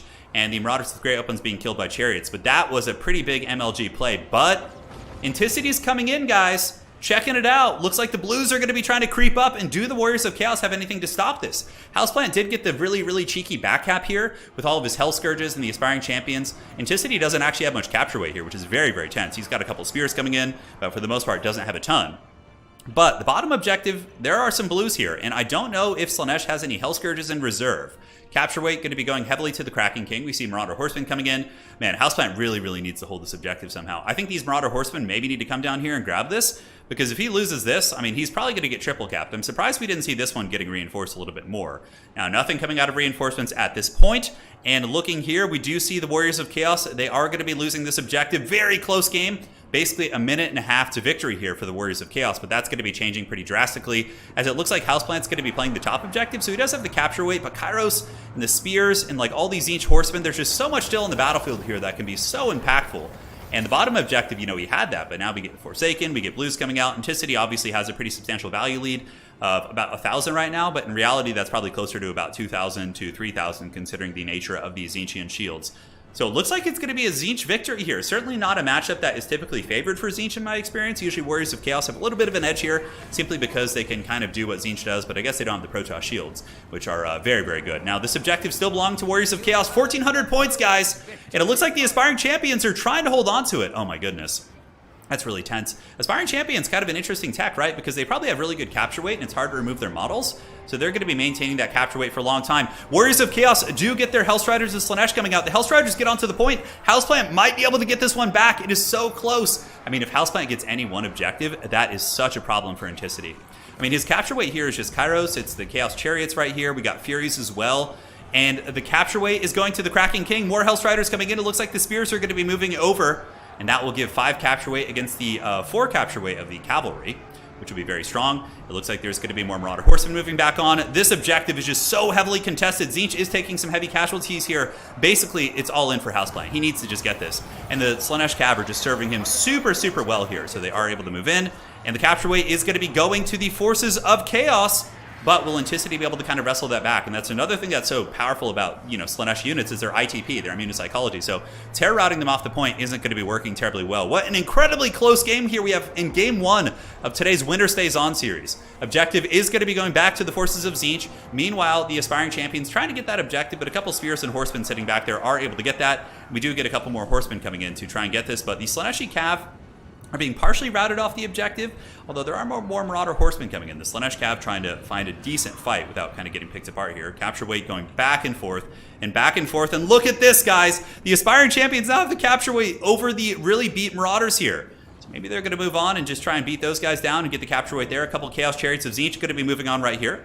So might be able to run over those aspiring champions. We'll have to see. And now the horsemen going to be moving about. So, man, Houseplant is just bouncing back and forth, trying to get there. But Enticity will win in a minute and a half with the triple cap right now. So Marauder Horsemen going to be lancing in there. Aspiring champions doing some good work. And more Slaanesh Cav coming out. Dude, this is such a tense game. It is such a tense game, but it's getting to the point where Houseplant would need to capture multiple objectives, right? We see the Slaaneshi Cav coming in, hitting the Horsemen, looping back up and around, and getting on top of the aspiring champions. And they're going to be moving in, potentially lancing down these chariots. So we see Furies coming out from Enticity, which will do damage, but they don't have any capture weight themselves. Hell Scourges jumping into the Marauder Spears. Marauder Spears might actually break, but their leadership seems to be holding pretty well. But the capture weight, Enticity seems to be able to hold it. I mean, I don't think that Houseplant's going to have enough time. And there he is. He taps out in game 1. GG, well played. That was a crazy, crazy game. So back and forth. But Kairos proving to be a pretty good answer against Be'lakor, right? You just avoid him. You just cast Blue Fires on him the entire game. Not many factions would be able to do it quite like that, but Tzeentch certainly can. Kairos getting 47-16. And we do also have halberds. Yeah, horsemen, obviously. Horsemen are just a gross unit. Like 1,800, 1,000, 1,200. Like the Chaos Horsemen are just so good. They're so, so good. Especially the Tzeentch one. Tzeentch really does it the best. Aspiring Champions were a really cool tech. So if you guys are Chaos players, you can certainly learn quite a bit by seeing these guys go. These are two of the best players in the world. Currently, Enticity is ranked number 2 in the world behind Random Nicks in the tournament circuit. And I believe Houseplant is number 3 at the moment. I'm not sure. So let's get that second replay all set up. So now we're going to be jumping into the next match. Let's update these scorecards here. It is going to be 1 for Enticity. Now we have Vampire Counts versus the Dark Elves. Pretty exciting stuff. So we load back in. Let's do this. And here we are. Thank you guys all for joining today. And what's cool about this is we get back-to-back games. You know what I think I'll do for the Winter Stays On, guys? I'll probably just have them play the games offline and send them to me from here on out, because the replays are just so smooth. And since we have this new mod, like, we don't miss out on the good UI. So I think this is probably the way to do it. Oh, Blue Fire spam against Be'lakor is going to get you a ton of value. A ton of value for sure. So now we're on to the next game. We have Vampire Counts versus the Druki. Malekith the Witch King is here, baby. And he is ready to party. It looks like there's going to be some serious Forbidden Rod stroking going down on the side. Aspiring Champions were pretty good, man. I do like it. Do you think they will add a separate domination? Yeah, it's really dumb, man. I can't believe. CA really needs to just add a separate queue. It's so silly how that went down. Game 2 in the Winter Stays On, ladies and gentlemen. It's going to be Enticity drawing first blood in the previous game on the forces of the Vampire Counts, facing off against Houseplant, who is going to be on Malekith the Witch King. Now, looking at the forces of the Vampire Counts, no more Dissension. Obviously, Druki have some good shooting for it, so they can really put that down. Skeleton Spearmen, we do also have Necromancers, and they are violently stroking those Forbidden Rods. So you can see tons of winds of magic coming in. It does do damage to them, which does, mitigate their unsummoning value, but it's still just so much winds, and it's very, very good. Sternsmen, Graveguard, Grey Weapons, Zombies. I am so happy about the current state of domination. The fact that big Dragon Lords are actually good and viable is so damn good. It is so damn good. So Manfred's going to be juking about. He does have the old Spirit Leech, Invocation, and Raise Dead. And looking at the Dark Elf army, it's going to be Corsair Handbows. A really, really good counter against Crypt Horrors and units like that. It looks like it's going to be a ton of those. Blackheart Corsairs, Dread Spears, and Dread Spears. So not using any Bleak Swords, actually. I was kind of expecting to maybe see some Bleak Sword play, but we'll have to see. The big dragon characters are going to be going fisticuffs here. That's for sure. Blackheart Corsair is going to be shooting into the zombies. And the fight is on, ladies and gentlemen. Up in the sky, the two dragon characters kind of eyeing one another, staring down their prizes. The Witch King has, I think, a little bit better combat stats. 58-48, 51-51, 520 against 520. Charge bonus is going to be favoring Malekith. Malekith is slightly better combatant, but vampires basically like to use cheat codes. They're always going to be using, their magic and different things like that, and that's how they, get their party started, really. Corsair Handbow shooting into Skeleton Spears. You wouldn't think it would do much, but they do only have bronze shields, and the damage is not insignificant. Wearing down that front line, obviously, you're going to be using your crappy shielded chaff units, basically, to mitigate the value. And you can see the damage value isn't counting in. I wonder why. It's interesting. So the mod might have some issues. We're not sure. It's not counting the damage value yet. Even though there's been quite a bit of damage done to the vampires. It'd probably only be about like 200, give or take, but we will have to see. Manfred going to be looking to fight Malekith. Malekith, of course, has support on the ground. That can help him in the Sky Duel, whereas Manfred did not. Obviously, he's not going to be using those campaign-exclusive units. Up on the high ground, we do see some Dread Spears. And the fight is on, guys. Oh, the big dragon fight. Or where's Malekith going? Oh my god, was he going to go after the Necromancer on the ground? That would have been some really dangerous shit. With Crypt Horrors down there as well as Manfred there. That could have been messy. So we got the dragon duel. We have the black dragon versus the zombie dragon. The Witch King versus the guy who, you know, basically caused the end time. So we know who's probably everyone's favorite here.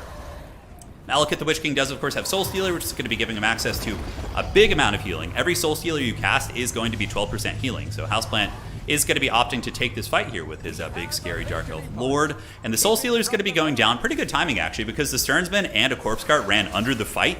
So that's going to be hitting multiple targets with that Soul Stealer. Malekith is going to be pulling back. And it looks like the Dark Elves are just going to be trying to pull apart the forces of the Vampire Counts using their mobility and their shooting. And it looks like these Skeleton Spearmen are going to get finished off here. Blackheart Corsair Handbows are actually pretty good in combat too. They have 32, 28, 35 for their stat line.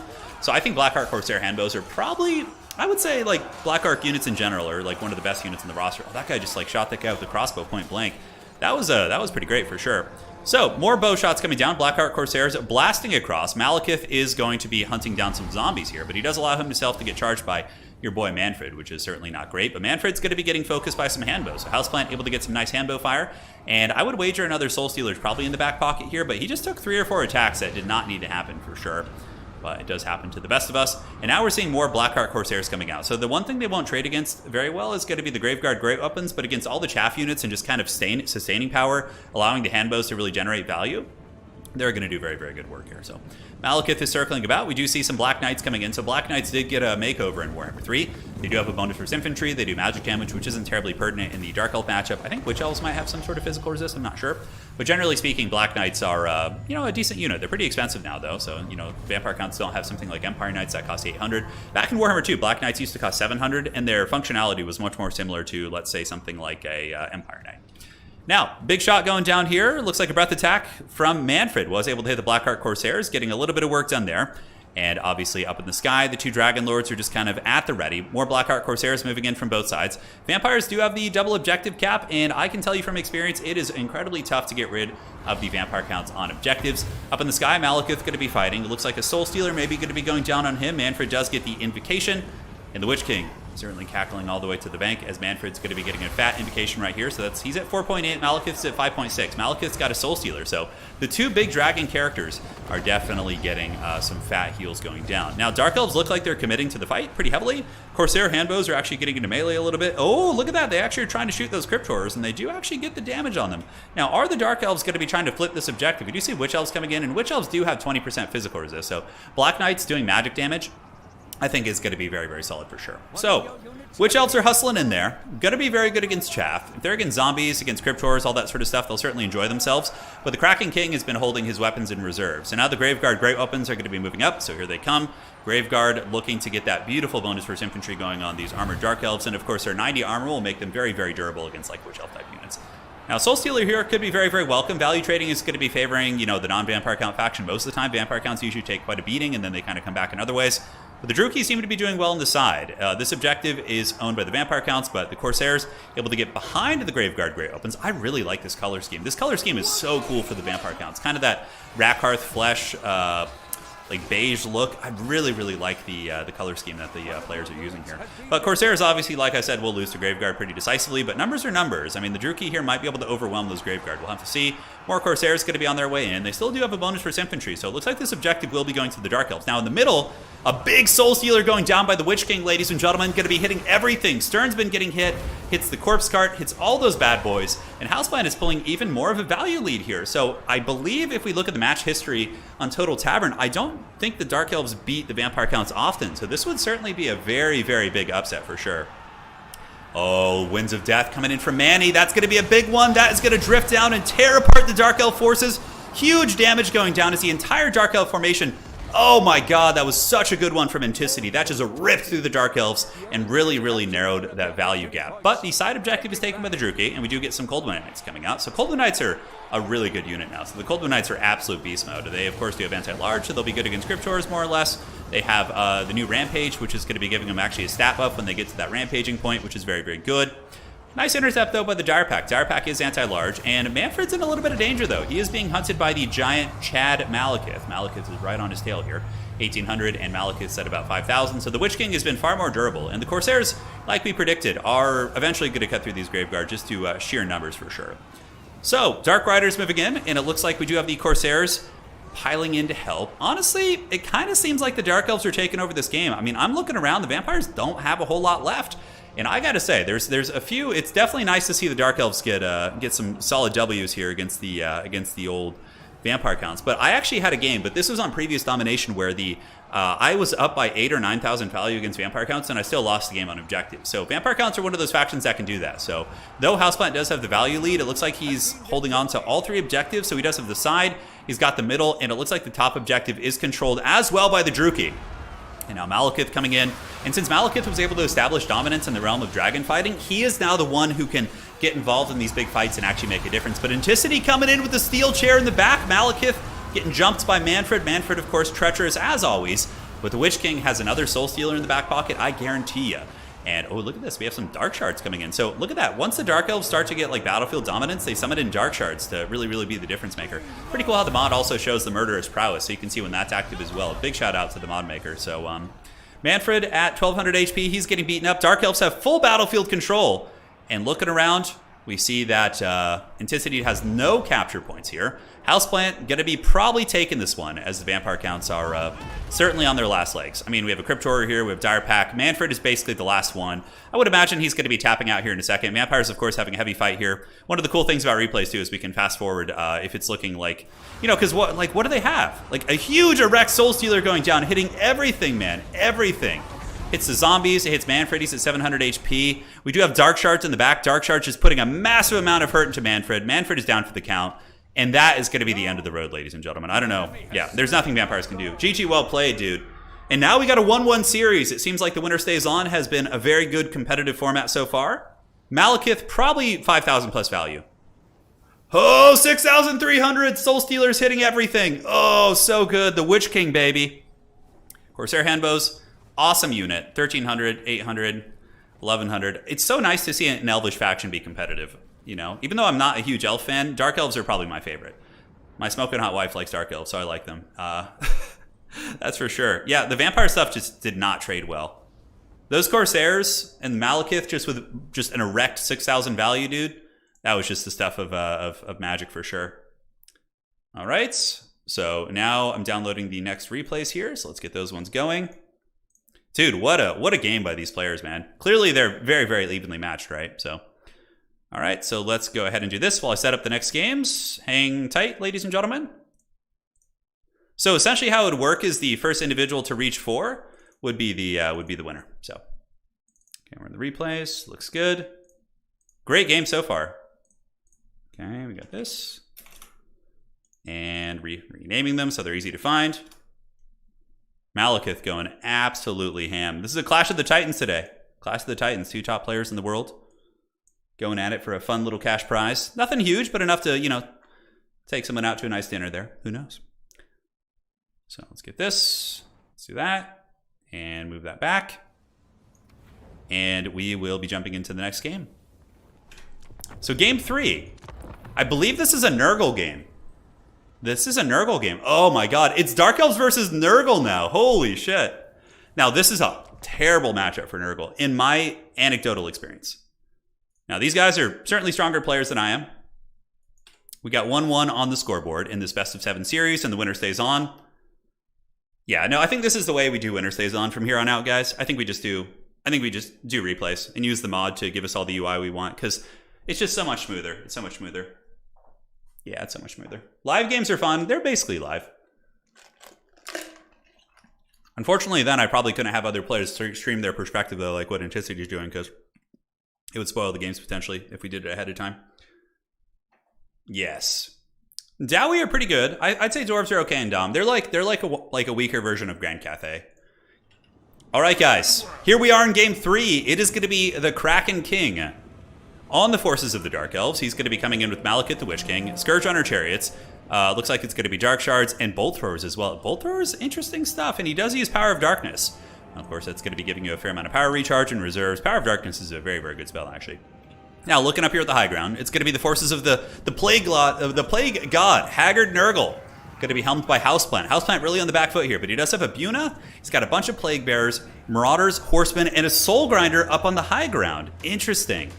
So the Soul Grinder is something that I've been suspecting might be pretty good for Nurgle in the meta right now, considering the circumstances. You know, the fact that it can bombard and it can kind of sit. But yeah, this bad boy is going to be able to get some big shots downtown. Yeah. Although Scourge Runners and Malekith feel pretty good here. They feel pretty good. We do have a couple of Plague Bears hiding in the bushes. So it looks like Nurgle is going to be going for the objective play, just trying to swarm the objectives with bodies and just win on points, which is not easy to do. It's much harder to do nowadays. Yeah, it's definitely a tricky one. So Malekith looking to get his prize, and the Marauder Horseman I would imagine will move up and probably start trying to throw some axes at Malekith. I'm trying to think about the applications of Yuna. I guess against like Corsairs, against like Dark, you know, the Golden Knights, all that kind of stuff, it could be very good for sure. It could be very good indeed. So, Chaos Sorcerer pulling back, Scourge Runner Chariots probably going to be running through these units. Nurgle doesn't really have much mass here to stop the Chariots from doing whatever they want. So the Chariots are going to be moving in here, and they are just going to be ramming into those units. Big damage there. Soul Grinder, though, is here, and he packs a little bit of a punch. I mean, if the Soul Grinder can get a nice hit back on the return, that could justify it, but I think what's going to happen is Malekith is going to be going after the Soul Grinder here, so it looks like he's going to be descending from the skies, and yeah, that Soul Grinder is going to get jumped pretty good. Now, objectives are going to be opening up. Plague Bears still have not emerged from the bushes here, and the Witch King is choosing to stay and fight the Soul Grinder, which is probably very good for him. Currently looking at the value, there's going to be a Soul Stealer coming down. This is like the last thing the Soul Grinder wants to be doing. Now, Nurgle did not bring healing either, so I think one of the big strengths of Nurgle obviously is their healing, and the objective's also going to be going to the Druchii. Like, Druchii are getting a triple cap on you. There's a lot of things that are aren't going super well. That is for darn sure. Uh-oh, someone's knocking on the front door here. Marauders going to be battling into the Horsemen. Hold on, guys. I got to go make sure it's nothing important. Hold on. Come on, Lola.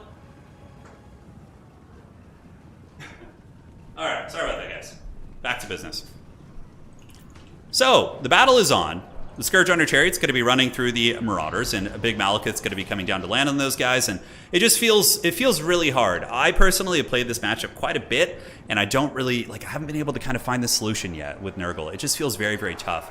I do think maybe like the big, wide, like Walking Dead style build could be relatively viable. Can you guys hear the angry Chihuahua back there barking? Man, she's showing no mercy. Decent little value coming in from the Marauder Horseman and Nurgle, getting their throwing axes into the Scourge Runner, so those guys are getting a little bit beat up there. And the objective is going to be swinging into Nurgle's favor. Now, are we going to be seeing anything on the low ground? We do see the old Plague Bears still hiding these guys in the trees. Very interesting. So the Plague Bears, yeah, they need to move up for sure. I mean, there are some Dark Shards camping the objective, but that's like, 1,400 resources, which really isn't doing much for you here. And the Soul Grinder without healing is feeling really bad. I mean, he's just being focused down by the Scourge Runner Chariots. So you can see the Chariots are just absolutely hammering the Soul Grinder. He's got 2,300 HP. Malekith a little bit trapped up there. Okay, and now the throwing axes are getting a little bit of value back on him. Nurgle is within 1,300 value, which by Nurgle standards is pretty good. So top objective going to be going to Nurgle. And it looks like they are able to get that. Scourge Runner Chariots, ammunition, all of them are at about half health, give or take. Malekith is getting attacked by the spawn of Nurgle, but nothing that a Soul Stealer isn't really going to be able to heal right. So what is the Soul Grinder shooting? He's used a little bit of his ammo. Oh, look at that. On the low ground, the Dark Shards do get bombarded by the Soul Grinder. I didn't see that. So on the low ground, yeah, look at that. Dark Shards get absolutely hammered. And now will we see the Plague Bears move up? I would imagine so. There's so many vulnerable things back here for the Druchii, right? We have like these Reaper Bolt Throwers, like a couple of Furies I feel could be very good. But Malekith getting a huge Soul Stealer right here. It's going to be hitting the Marauder Horseman. Pretty much hits everything. And that is going to be very tough for your boy Nurgle.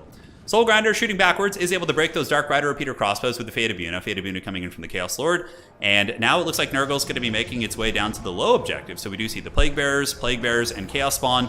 Going to be intercepted though by the Blackheart Corsairs, which will outtrade those units pretty effectively for sure. More Blackheart Corsairs coming in from the reinforcements. I think Dark Elves are very content to just keep the fight up here. The Soul Grinder getting a little bit wild for sure. This must be like a little bit of a misplay or something. Is he going after the Chariots?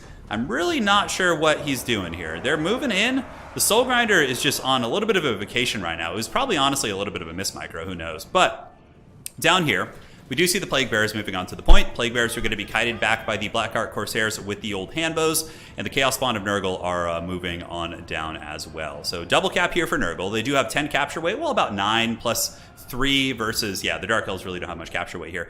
And now the Plague Bears have sprung their trap. So Nurgle's points currently are 129 to 375, but Nurgle looks like they're going to be going for a counter triple cap, but man, oh man, that's going to be tough. Now, one thing that's doing pretty well for Nurgle, it would appear the Spawn of Nurgle are actually holding these units back. And the Soul Grinder is just going fisticuffs with Malekith. He didn't hear no bell, man. He's moving in. And yeah, he's getting a nice punch here on your boy Malekith. In the back, more Corsair infantry coming in, but Corsairs won't do terribly effective against Spawn. Is Nurgle going to be able to win this trade? It looks like a couple horsemen getting into combat. Soul Grinder is broken down. Double Spawn, though, is very, very sticky and tough to get rid of. And Plague Bears are just shoving into the back of the Dark Elf lands. And it looks like it is going to be a double cap for Nurgle. Now, Nurgle, of course, is in the victory position, but Houseplant is pretty substantially down in value. It's 5,000 to 3,000. And normally with Nurgle, that's not as big of a deal if they have access to healing, but considering the nature of the healing, it's going to be very, very tricky for sure. So we'll see what happens. Spawn pushing back, able to break these Scourge Runners as well as these Corsair Handbows. They're certainly taking some hurt.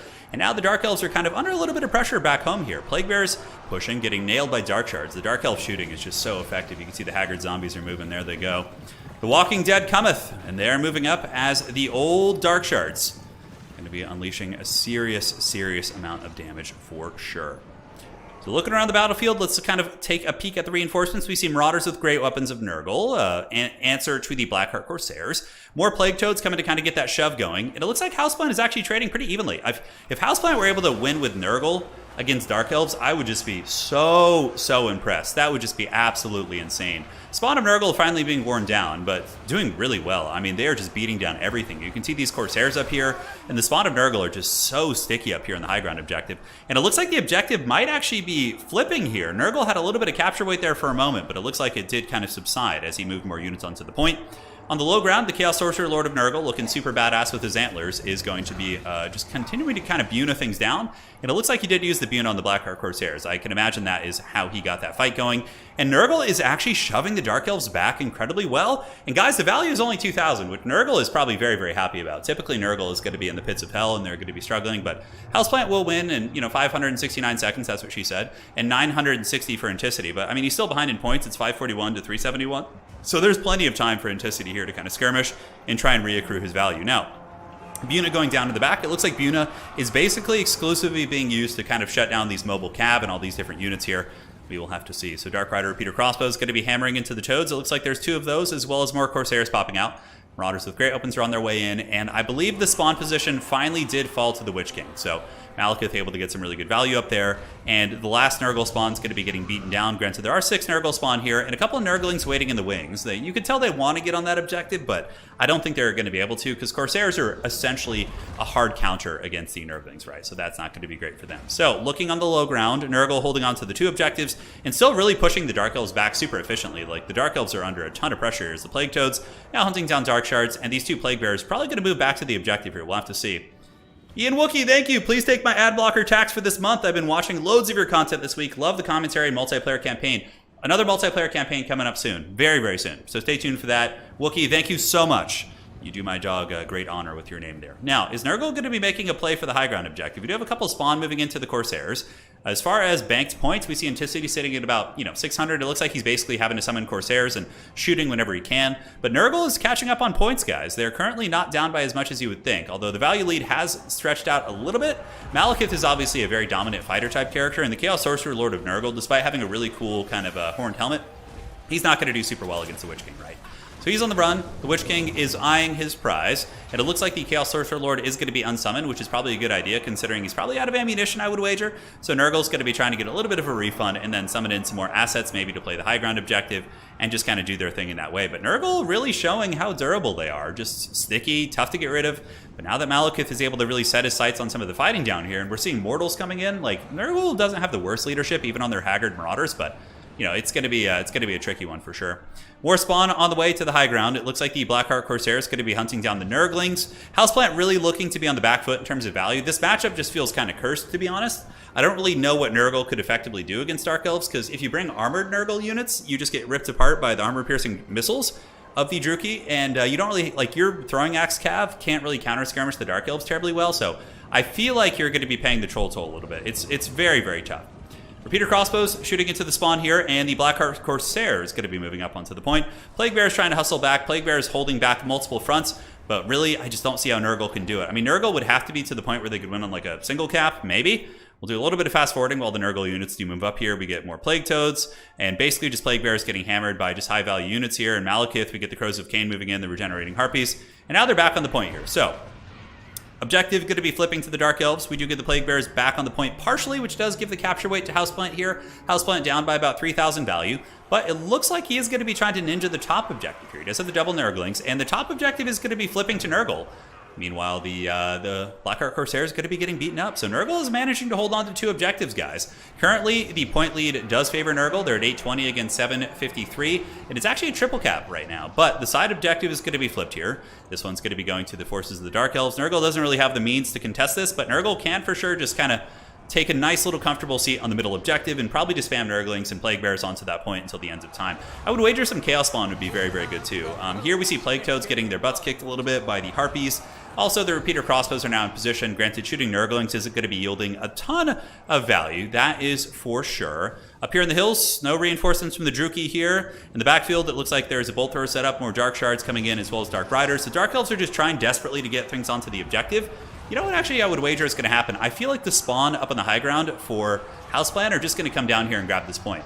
Currently, Nurgle is getting a bit of a lead, and Nurgle just really wants to get to the point where they can win on 1 cap, and then, you know, just kind of play that game, right? Good capture weight for Nurgle here still, though. Like, the Dark Elves have a lot here, but they have several flying units, right? You have Malekith, you have the Harpies, none of which have capture weight. So the 2 little, like, Nurgling Troll Squad, there's actually 3 Nurglings here, are going to be very, very tough to kill. And the spawn are on their way down. I do like that. I think the spawn getting onto the point is going to make it even tougher. You know, obviously you want to keep your Nurglings away from the old Blackheart Corsairs. That is going to be very, very tough for them. So more Plague Bears moving on to the middle. Chaos Spawn are on their way down. Very, very scrappy game. I have to say, guys, I am super impressed at the Nurgle play. This matchup is literally so one-sided. The players did like a blind pick system this time. We're experimenting with different picks and bans each week until we find one that everybody likes. But man, oh man, this is tricky. The spawn of Nurgle battling against the Crows of Cain and the Dark Riders here. And we do have the Nurglings holding on to the objective. But the Dark Elves look like they're going to flip it here. There's just not enough. And I don't think Houseplant has enough to win on 1 objective. We'll find out in a second when the objective flips. Yeah, he's at 1050 against 842. Definitely not enough. Nurglings and Plague Bears moving up, but if they don't get there before it gets captured and get the weight, they're not going to be able to get it back from the Druchii, and that is GG. So, Nurgle just, I don't know, the players knew the maps that they were blind picking on, right? So basically how this tournament worked is I gave the players the maps they were playing on, and they picked a faction for the maps after doing global bans. I don't know why you would pick Nurgle and Arnheim. Like, there's so many better factions. Like, even Empire, Dwarves, Cathay, like, all of them would... Well, I think Cathay was globally banned, but there's so many factions that would just be massively better on this map. Nurgle just feels so weak. Just so weak in general. So, that is going to be a 2-1 lead for the Kraken King. Let us get into the next game and have some fun. So, let's set this up while we get this going. And we have Game 4, which is going to be a flip, reverse. It's going to be Warriors of Chaos versus Tzeentch, but this time it is going to be some different action. So let's load in. Thank you guys all for joining today. Thank you to the players for playing. It's been a really, really fun kind of stream so far. I definitely like the streamlined nature of this. And life is good. The Witch King showing why he's a true heir of an Aryan. That's true. You just got like Tyrion just doing nothing and nobody picking him, and then Malekith just rolling up. So the players have global bans. They both chose 2 factions to ban, and Cathay was actually one of them, believe it or not. Yes, good. Sigvald, baby, versus Kairos Fate Weaver on the crossing of the Sea of Claws. Now, this time, Enticity is playing Warriors of Chaos, okay? We saw this matchup won last time by Tzeentch in the first game of the series. But the notes are going to be taken. So, obviously, we saw Enticity playing Tzeentch against Warriors of Chaos and using Kairos to basically snipe out Bellicor. But this time, guys, the Warriors of Chaos are coming in with your boy, Prince Sigvald. Hell yeah, dude. Chaos Warriors, a lot of Marauder Horsemen, and basically it looks like Houseplant has the exact same meta build that Enticity brought to try and counter Bellicor, but then you don't bring Bellicor and you throw a wrench in the whole equation. Good luck sniping Sigvald. He is just a raid boss. His healing, his orc armor, he's just, you know, a lot of time the missiles don't really hit him on the ground. So it's different builds though, because it's Sigvald this time. But aside from that, they're pretty similar, although Enticity did also bring slightly better units. He brought like Chaos Warrior Halberds and basic Chaos Warriors, whereas in Houseplant's build, since he had Bellicor, he couldn't afford those. So the builds are actually a little bit different for sure. So the skirmish phase is on, and we do see the forces of Tzeentch piling into the middle. What objectives are they going to be playing? It looks like Chaos is going to be fanning out and going for the side objectives. So we got Halberds moving over here to 1, and the rest of the Chaos Corps is going to be moving over to the side. And I really actually like that Prince Sigvald is just going to be parking his butt here on the middle objective and just kind of sitting on that. Now, he's not going to outcap all these units, but he is kind of something that can just sit there and accrue value over the course of a very, very long game, right? So Prince Sigvald is sitting and chilling out, waiting on the objective. Tzeentch is pretty much committing everything to the middle point, so it looks like Enticity is going to be playing a pretty dynamic style here. He does have his Hellstriders of Slaanesh heading on over to the side point, and the other side point here is going to be pushed by the Marauders and by the Hellstriders as well. And your boy Sigvald is on. So it'd be really interesting to see if like a different player actually ends up winning this than we saw before, based on the build variants, right? Like not using Be'lakor. So Prince Sigvald on the point, objectives opening up in about 12 seconds here. And what's cool about replays is we can do a little bit of fast forwarding in the beginning. And now the battle is on. So Prince Sigvald's going to be battling against Chaos Warriors of Tzeentch, and he'll take some damage against the Halberds, which do have armor piercing, but he is more than happy to just sit in a blob and just beat on something that isn't chaff. Like, you know, these Chaos Warriors are a relatively expensive unit, and if Sigvald can just sit there and grind them down, he's going to be able to heal through their DPS most likely. So, Horseman Skirmishing, high ground objective, going to be going to the forces of Chaos Undivided here, and the bottom ground objective is going to be going to Chaos Undivided as well. So, Chaos really playing the objective game very, very well here, and Tzeentch seems to be having a little bit of a problem playing the wider game, although we do see a Deathcaster coming out, so it's going to be a Buna caster. I would imagine the Bunas are going to get cast on the Halberds. I mean, you could do the Marauder Horseman as well to try and take over the skirmish game, but I would wager that Buna will go down and just try and wear down a Halberd unit. So Blue Fire going to snipe the caster. Chaos casters do have high armor, though. They have 100 armor, I think, if I'm not mistaken. So, you know, using the Blue Fire to kind of snipe those characters is going to be pretty good for sure. Sigvald cutting through the Halberds. Already probably has accrued about 200 value. About 200, 183, which is very good. Over the course of a really long domination battle, Sigvald is going to be able to really, really do his business for sure.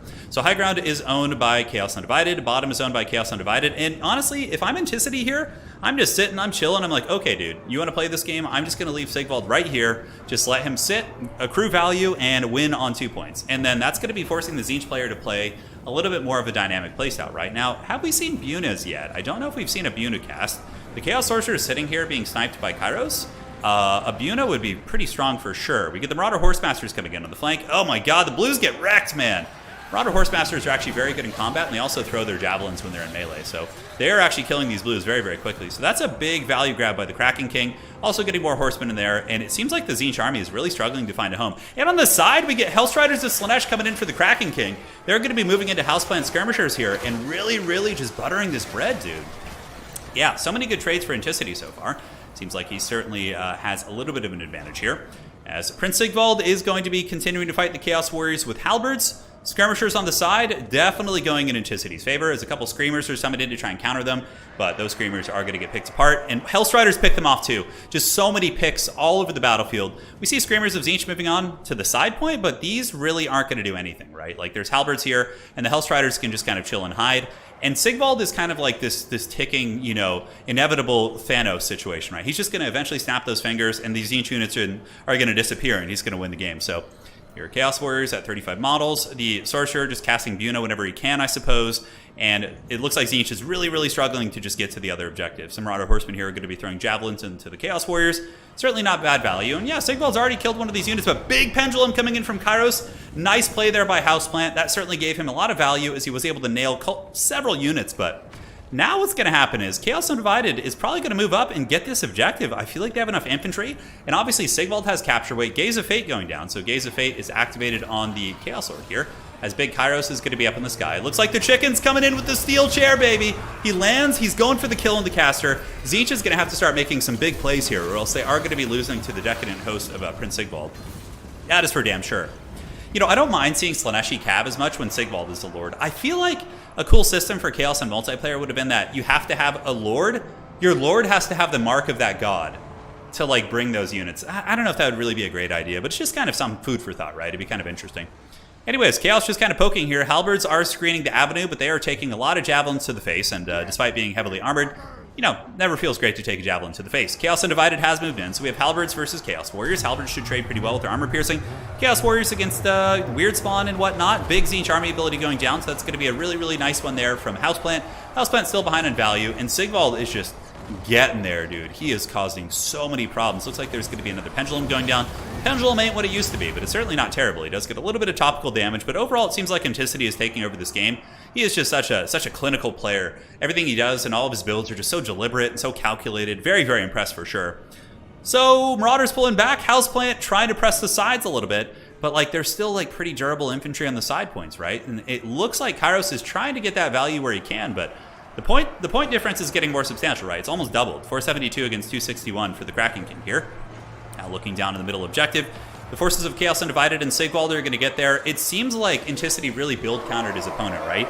Like, everyone has such a hard-on for bringing Be'lakor. Like, you see it in tournaments. Like, Be'lakor is almost auto-picked every single time. And then you just mix it up with something as simple as, like, a Sigvald pick, and it lets you have, like, a much cheaper, wider army, which is more effective against Tzeentch and sniping anyways, right? So then Tzeentch would have to account to this and, like, try something different. I wonder how Tzeentch would effectively deal with Sigvald. I feel like you just have to ignore him and probably play the rest of the battlefield for sure, so... Objective is going to be going to the forces of Chaos Undivided. That's going to be a triple cap, ladies and gentlemen. Enticity is up 1,200 value. Tzeentch is falling apart. The build was very focused on sniping Be'lakor. Be'lakor didn't show up. Instead, Sigvald showed up looking straight out of the Thunderdome, and he took the middle objective with brute force. Just straight up just taking out these Chaos Warriors. We see Weird Spawn coming in, but this game is over at this point. Guys, you know, I hate to call games early, but this one is over. I think the Kraken King has got this one, and he has done a really, really good job for sure. A little bit of fast forwarding here. You know, oftentimes players won't know the game is over, but there's no way that Houseplant's going to be able to come back. The value lead is getting even worse. There's just Chaos Undivided everywhere. And looking here at ye old Tzeentch, they're just sending in Marauders, which are just being out-traded. Nice little pendulum with the back coming down, but that really, really is not going to do it. And Sigvald is for sure going to be taking the W. Right now, it's 800 to 296, a big point lead. It's basically just sending units into the grind here, right? And Sigvald is the king of this. He's actually beating down the chicken right now. If you take a look, you can see the big chicken came down, had his shields taken out, and really just value lead of 10,000 to 7.3. I'm massively shocked that Houseplant hadn't left yet. GG, well played, man. Great game, great tech. And that really is what it comes down to. Like, playing the meta is really interesting, right? You know that people are expecting a certain thing, so you can, you know, flip it up on them. That's why I play terrible factions, because nobody knows how to play against them, like Empire. So you can really surprise them every now and then. But that was really fun. Great game, dude. Great game. So if Enticity wins the next game, ladies and gentlemen, he will be winning this week's Winner Stays On series. So let's get the next game going. All right. No spoilers again if you guys were jumping over to his stream. I'll work it out next week, so let's see here. So did I get that? So what game are we on right now? Let me check. We are on game, this one. All right. I'll set it up next week, so we'll probably do it offline. I really do like doing the games live, though. It's very fun, but if we have lag, it's obviously just not feasible, so. All right. On WSO5. Let's do this. Let's get this going. And outstanding, ladies and gentlemen. Thank you all for joining. It's been a lot of fun.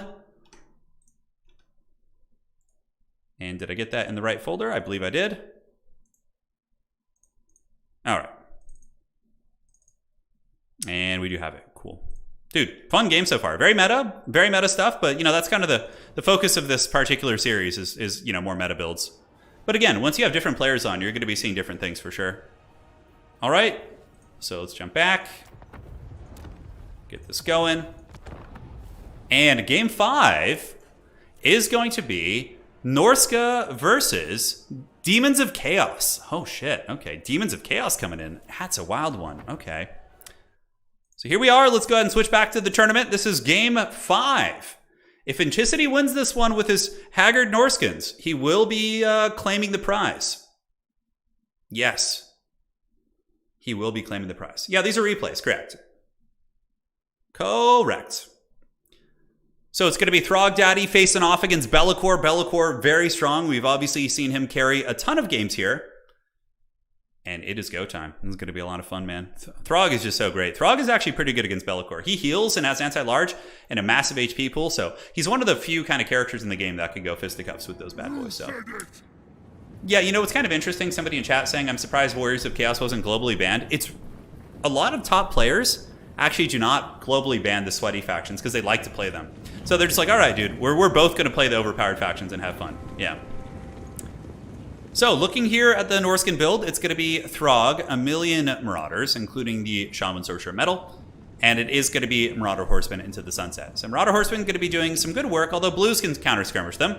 Be'lakor going to be getting a lot of javelins thrown at him, but good juking from Houseplant here. And the build for the Demons of Chaos is going to be, yeah, Slaanesh got global banned. Slaanesh, Vampire Coast, Cathay, and I don't remember the last one.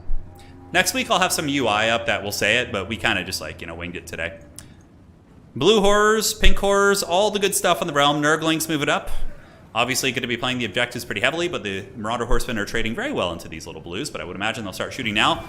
Oh, the Metal Caster are going to be coming in with the Searing Doom. I really like that. Yeah, the Plague Bear is going to get nailed right on the head. Oh my god, beautiful Searing Doom from the Kraken King, dude. Beautiful one. But the trading goes back and forth. The Marauder Horsemen core of Norsca do take a lot of damage as well. And we do get the blues moving up. The blues are, of course, going to put some hurt into these guys if they can. Put some dirt in their eye. Throg, 8,000 HP. Be'lakor rocking 10,000. They both have access to some healing, but Throg can stand his ground. His anti-large bonus really helps, and he does also have Frostbite, so Be'lakor can kind of get caught in awkward situations and things like that, but losing a blue already is pretty rough. The Javelin's able to get some big focus fire on that blue, and now what's going to happen is Enticity is going to methodically just take these units out, so they are going to be going after the blues. Have we seen Chaos Factions the whole series? Yeah, more or less. We saw Dark Elves. You know, it depends on the players, too. Like, typically, if you look at top 3 players in the world, they're usually just going to play the overpowered factions, right? So, you know, and Chaos tends to be on the stronger end of the spectrum right now, so that is the case. Granted, Cathay and Vampire Coast got banned. Enticity probably for sure would have played Vampire Coast on this map if they didn't get banned out, so, you know, you have to take that into account as well. So, big Javelin fire. Middle objective is going to be going to the Demons. Side objective is being harassed. Look at this. We have some Haggard Marauder Chariots over here. Oh my god, the Marauder Chariot's trying to cause some problems. Meanwhile, the Fleshhounds of Khorne going to be surging across the battlefield, going to be hunting these units down. Big Daddy Be'lakor landing in there for Houseplant, trying to get a little bit of punch on these Marauder Chariots. Picking these Marauder Chariots here would be a very, very nice catch. That would certainly help a lot. 95 speed against 78. I mean, the Hounds might be able to get them and break them. We'll have to see. Now, back in the middle, though, Norsca seems to be doing pretty well. Throg is just getting in with the steel chair and causing problems. The Shaman Sorcerer also causing a little bit of disruption. Marauder Champions, oh! Marauder Champions are such a Chad pick here. They have like heavy armor shields. They will dominate pretty much anything that's not a Bloodletter of some sort. And yeah, Bloodletters are not commonly picked. So I think the Marauder Champion pick is so cost effective. And also, the Berserkers, with the shooting being, you know, not super online here, we do see the pink cores of Tzeentch not doing a whole lot. Look at this, the Horseman Concave, dude. Who needs archers when you can just use these, right? Jesus, they just sit there. They're just picking apart these range units. Another beautiful Searing Doom coming down from Enticity. And on the other side, we do see the Marauder Champions continuing to go after the Plague Bears. Back objective owned by the Demons of Chaos. Middle is owned by Norsca. Back is owned by Norsca. And it's looking like Norsca's getting some pretty good trading for sure. But that's going to be a nice pit of shades coming in from Be'lakor that will wreck those Berserkers. I think the Champions might have been a slightly better target, but Be'lakor can also just work on them themselves.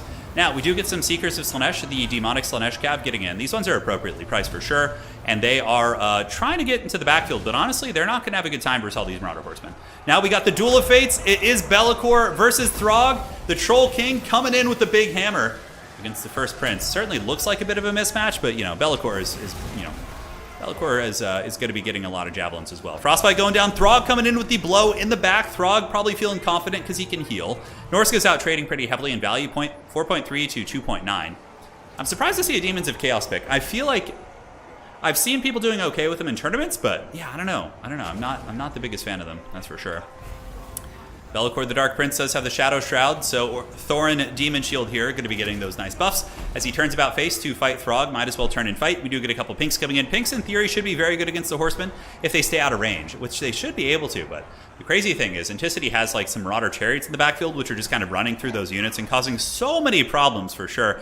Be'lakor getting absolutely hammered by the mass amount of Horsemen. Oh my god, he's getting wrecked. Throg also getting hit, but the Frostbite keeps him at 63 speed, so he's not quite able to get away. And you can see Enticity microing his Marauder Horsemen like an absolute champion and just tearing apart Be'lakor. The Dark Prince is having a really, really bad day on today's stream.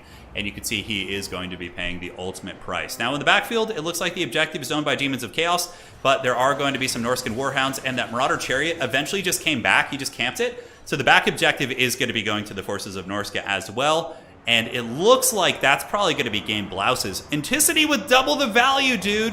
Steel Chariot hard in the paint.